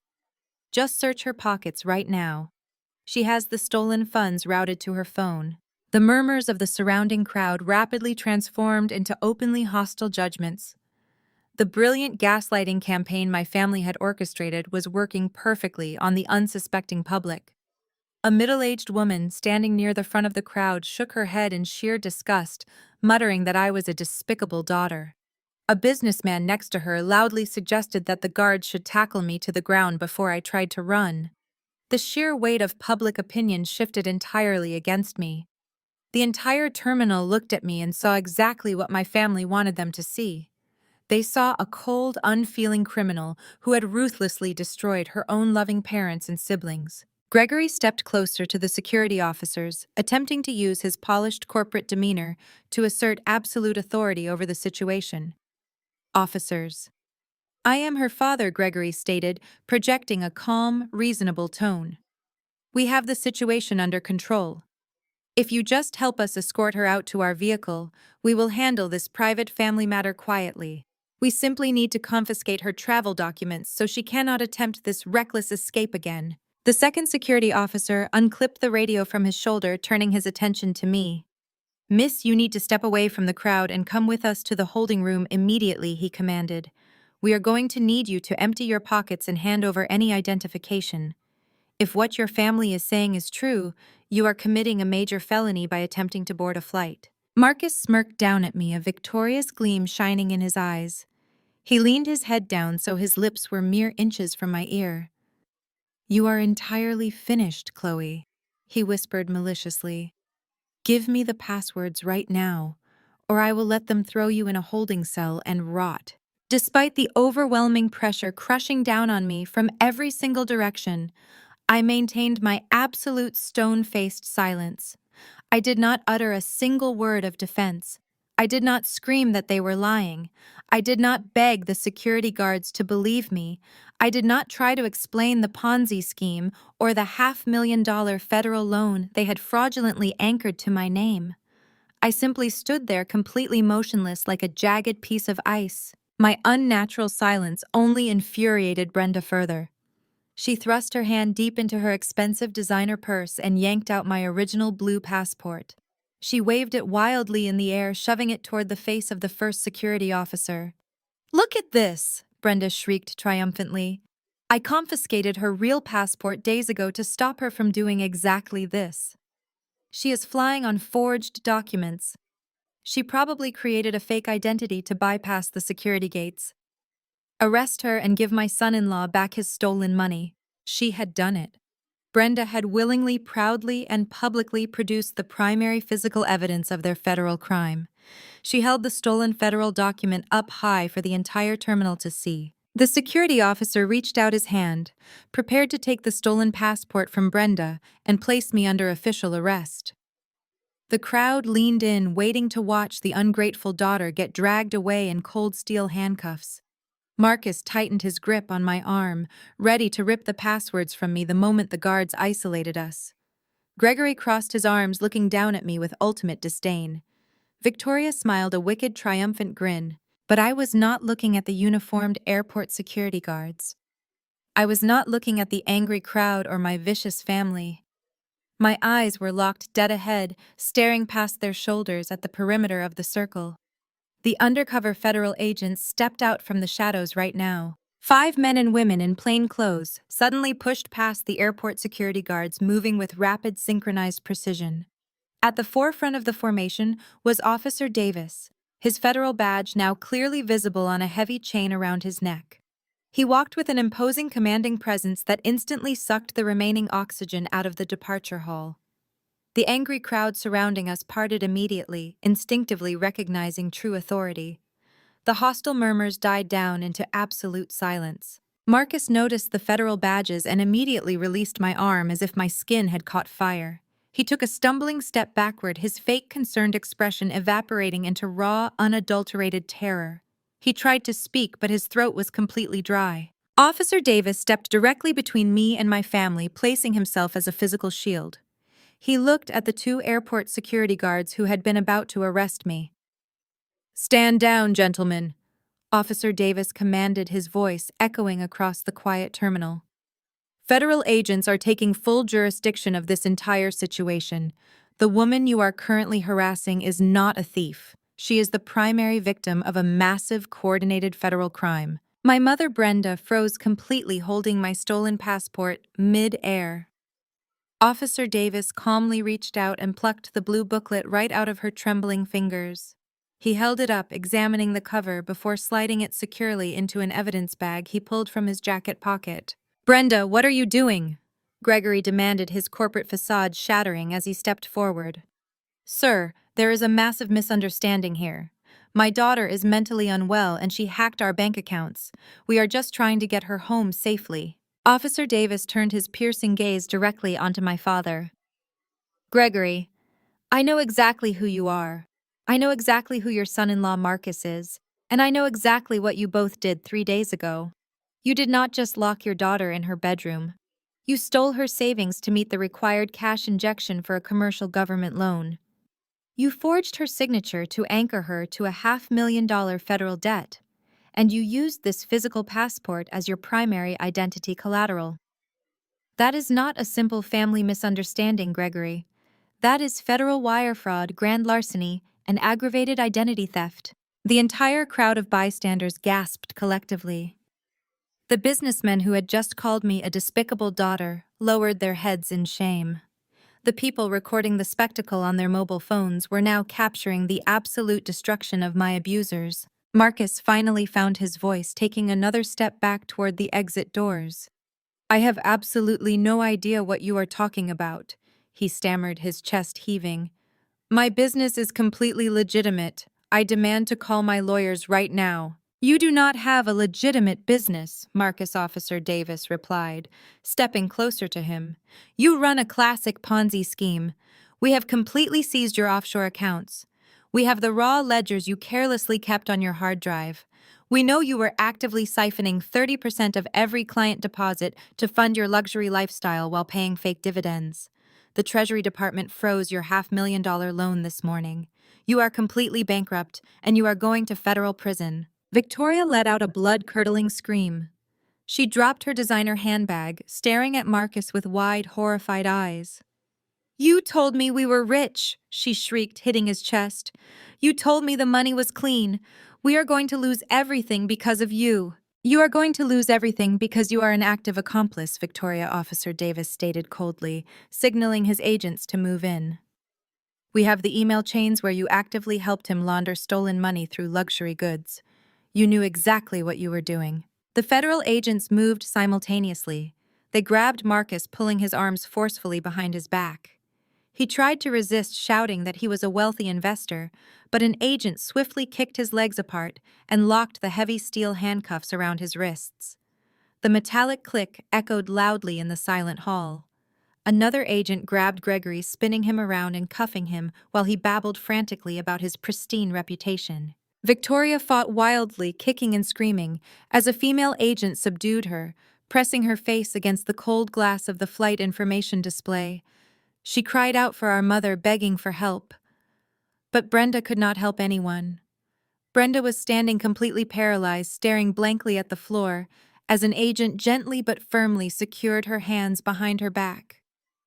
The woman who had just faked a dramatic crying fit minutes ago was now utterly speechless, trapped in a nightmare she had entirely engineered. I stood there and watched them all. I watched my father lose his arrogant pride. I watched Marcus lose his fraudulent power. I watched Victoria lose her luxurious delusion. I watched my mother lose her ultimate control.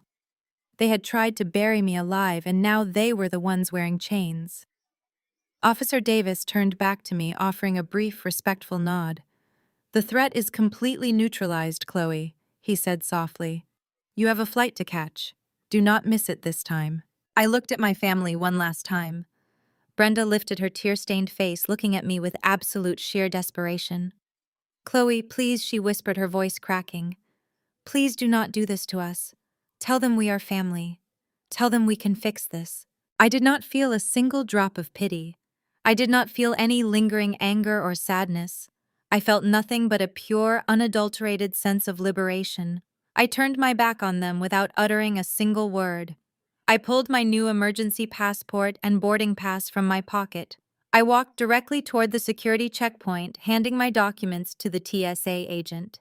He scanned them successfully and waved me through. I placed my jacket in the plastic bin and walked through the metal detector into the secure concourse. I never looked back. The transition from the Chicago airport to the historic University Library in London felt like stepping through a portal into an entirely different universe. 6 months had passed since that chaotic afternoon at the departure terminal. I sat near a towering arched window, watching the gentle English rain trace paths down the leaded glass. The rich scent of old paper, bound leather, and polished wood filled the quiet room. For the first time in my 33 years, my chest did not feel as though it were being crushed by an invisible vice. I took a deep, slow breath, letting the cool air fill my lungs. The suffocating paranoia that used to dictate my every movement was entirely gone. I no longer flinched when a door opened behind me. I no longer kept my phone on silent, waiting for demanding text messages from my mother or arrogant commands from Marcus. My phone sat face up on the desk, perfectly quiet and completely mine. The physical transformation of my body over the past 6 months was absolutely remarkable. The perpetual knot of tension that had resided in my shoulders since childhood had finally dissolved. The dark, exhausted circles under my eyes had faded, replaced by a bright, clear energy I had never seen in myself before. I traced the smooth surface of the wooden desk, marveling at the simple, profound reality of my absolute freedom. They were not here. They would never be here. The massive, suffocating weight of my family and their endless toxic expectations had been completely lifted. I was no longer the designated scapegoat tasked with absorbing their failures. I was no longer the unpaid maid expected to sacrifice my ambitions for Victoria and her unearned luxury. I was simply Chloe. The profound silence of my new life was not lonely.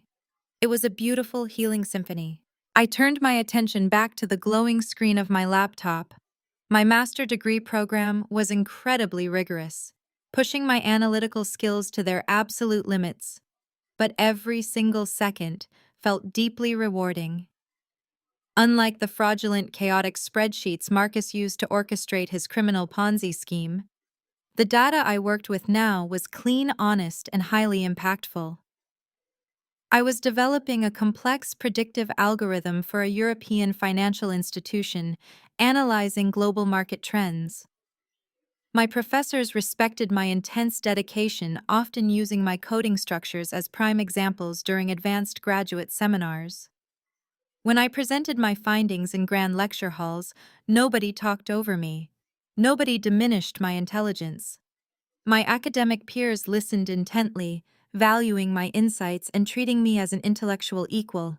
The grueling 80-hour weeks I used to spend surviving a corporate grind or scrubbing floors in a fake startup were replaced by hours spent passionately diving into complex data science. I was finally building a sustainable career that belonged entirely to me. My mind, once clouded by emotional abuse, was sharp-focused and thriving in an environment that celebrated true merit. Beyond academic triumph, the most beautiful revelation of my new life in London was discovering what genuine human connection actually felt like. I spent my entire life believing love and companionship were highly transactional. My family taught me relationships were simply mechanisms for exploitation. But the friends I made in my university cohort completely shattered that toxic illusion. Emma, a brilliant statistician from Scotland, and David, an economics researcher from Kenya, had become my steadfast companions. They did not care about my financial status. They did not demand my labor or expect me to serve them. We spent our evenings huddled in cozy local pubs debating economic theories over pints of dark ale. We explored the vibrant historic streets on the weekends, visiting free museums and walking through the sprawling green parks. Last week, when I caught a mild seasonal cold, Emma showed up at my flat unannounced with fresh soup and herbal tea. She did not ask for a single favor in return. She simply wanted to ensure I was feeling better. That small, basic act of human kindness brought tears to my eyes. It was a stark, horrifying contrast to my own mother, who deliberately locked me in a room and stole my life savings just to fund a fraudulent lifestyle for her favorite daughter. I was finally surrounded by people who supported my growth, celebrated my academic victories, and valued my presence simply because I was their friend. I was learning to trust again, building a chosen family based on mutual respect and absolute authentic loyalty. I leaned back in my chair, stretching my arms overhead. The library was slowly emptying as the evening approached, but I felt no urgent rush to leave. I had a warm, comfortable flat waiting for me a short train ride away. I had a refrigerator stocked with food I bought with my own restored savings. I had a life that I meticulously designed and fiercely protected. The trauma of my past was still a part of my story, but it no longer dictated my future. The shadows of Chicago could not reach across the Atlantic Ocean. The legal battles, the screaming, the desperate gaslighting, they all belonged to a different lifetime. I looked out the large arched window once more. The English rain had finally stopped, leaving the cobblestone streets gleaming under the warm glow of the antique street lamps. The sky was clearing, revealing a brilliant twilight painted in strokes of deep purple and vibrant gold.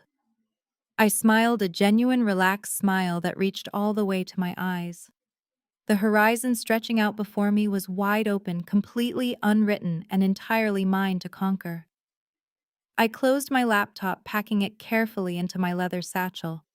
I walked out of the historic library, stepping confidently into the cool evening air, ready to embrace every single beautiful moment of my hard-earned absolute freedom. I walked into my warm flat, shedding my damp coat and hanging my leather satchel on the hook by the door. The quiet hum of the city below provided a comforting background noise as I filled the electric kettle and switched it on. I wrapped my hands around a steaming mug of peppermint tea and settled onto my plush sofa.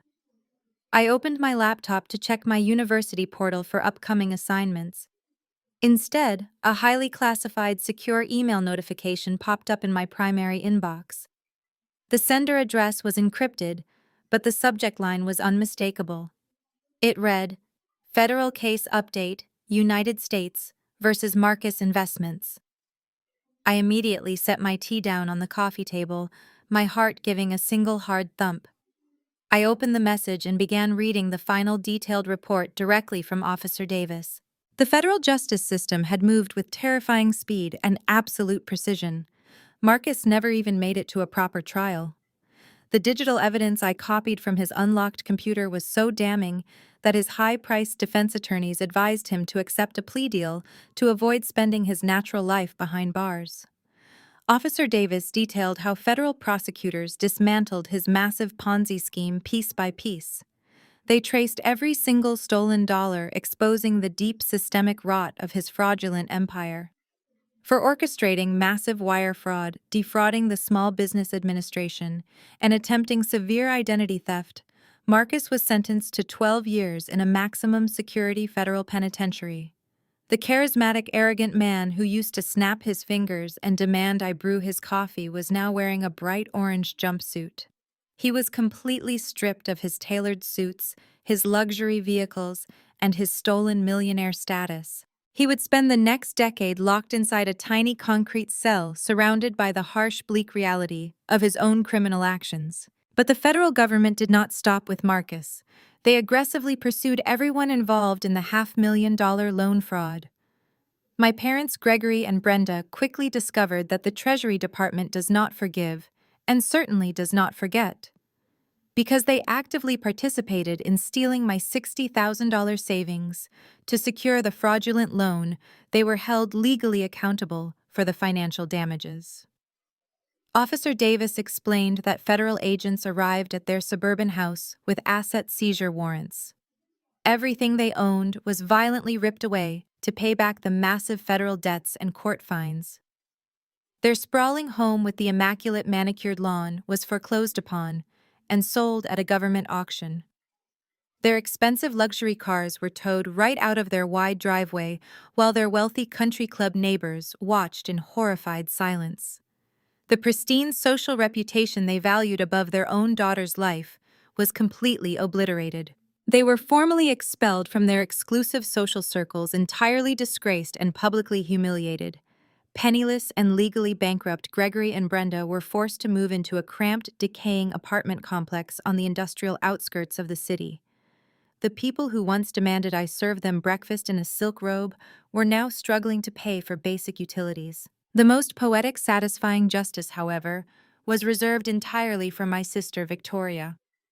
The pampered golden child, who never worked a single hard day in her entire life, suddenly found herself completely abandoned. With her husband rotting in federal prison and her parents entirely bankrupt, Victoria lost her massive financial safety net overnight. Federal authorities seized all her designer handbags, her diamond watches, and her custom jewelry to compensate the victims of the Ponzi scheme.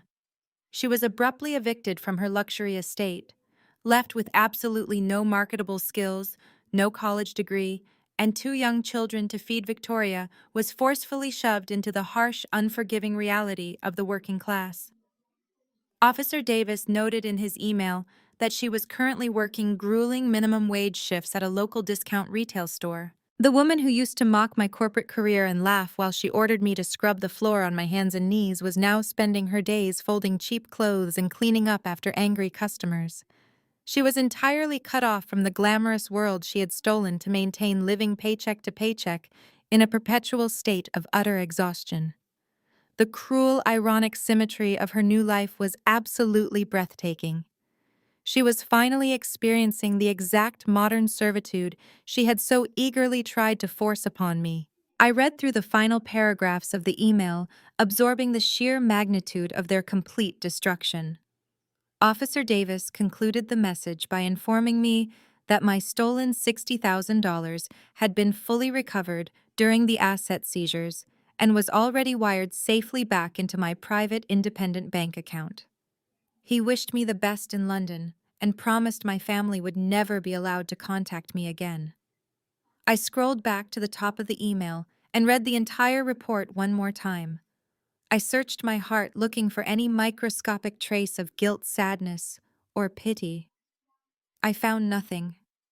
There were no tears to shed for them. They built a house of cards using greed and profound cruelty. I simply walked away and let the fierce wind of justice blow it all to the ground.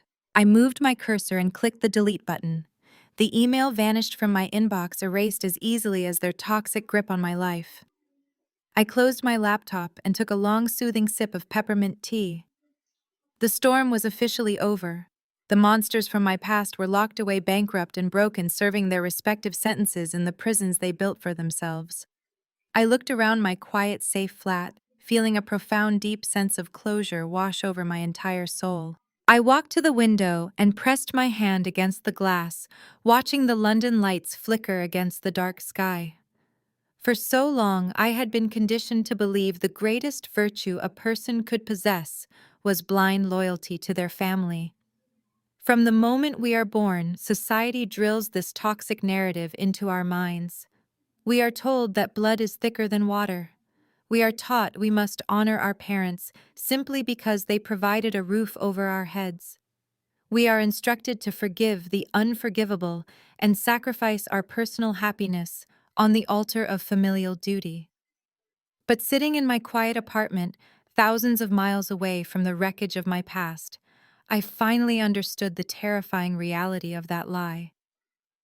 Blood is not always a sacred bond of love. Sometimes blood is simply the very thing that ruthless predators use to track you down and drain you dry. For 33 agonizing years, I existed in a perpetual state of deep emotional starvation. I twisted myself into impossible knots, trying to earn a single drop of genuine affection from people who were entirely incapable of providing it. I achieved perfect grades, secured a demanding corporate job, handed over my paycheck, and stayed perfectly quiet in my small childhood bedroom.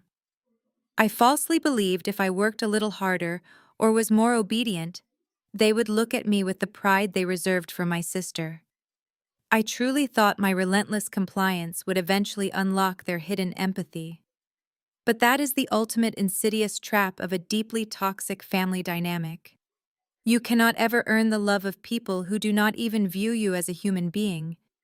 When your family looks at you and only sees a free domestic servant, a disposable bank account, and a convenient identity to brutally exploit for federal fraud, they are not capable of loving you.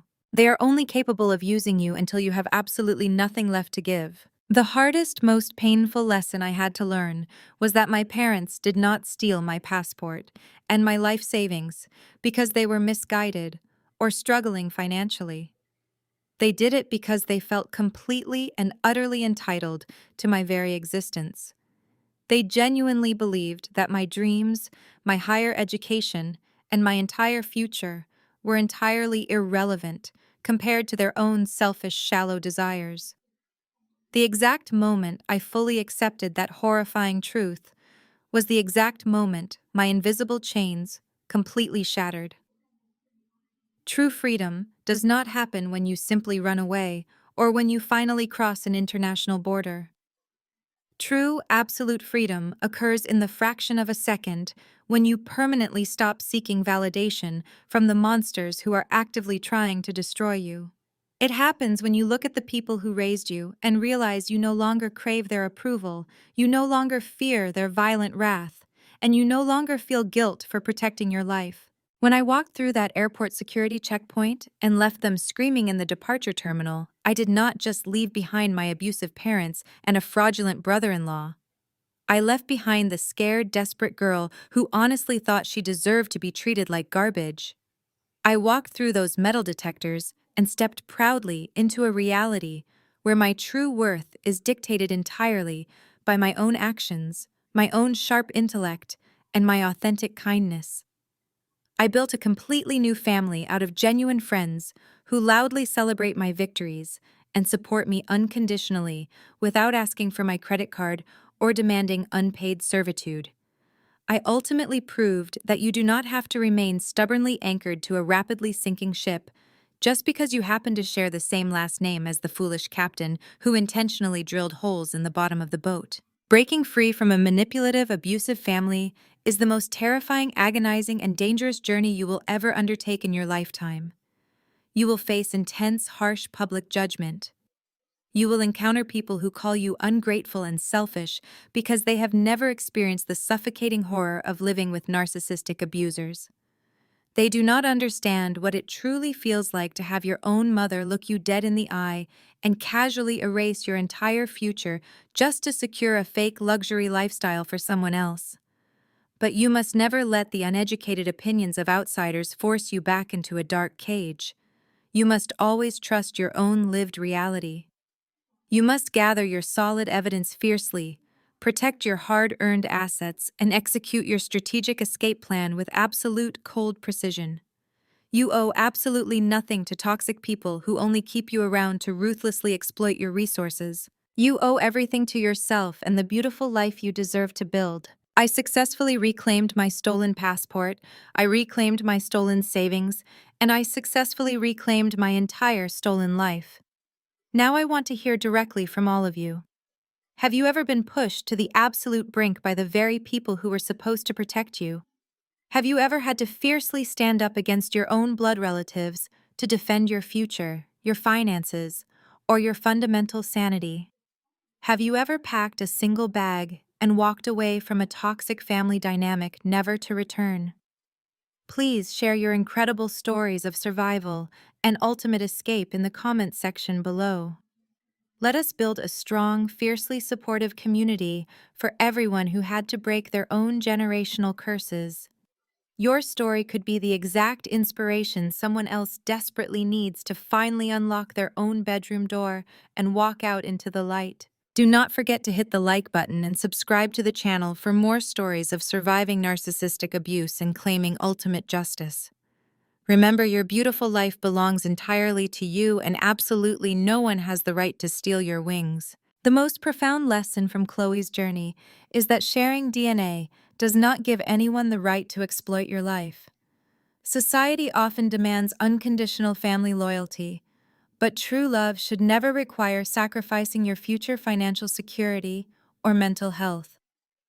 Her resilience teaches us that the hardest yet most necessary step in personal growth is walking away from those who view you merely as a resource. True freedom begins the moment you stop seeking validation from toxic relatives and reclaim your narrative. Take back your personal power today. Share your own stories of breaking free in the comments below.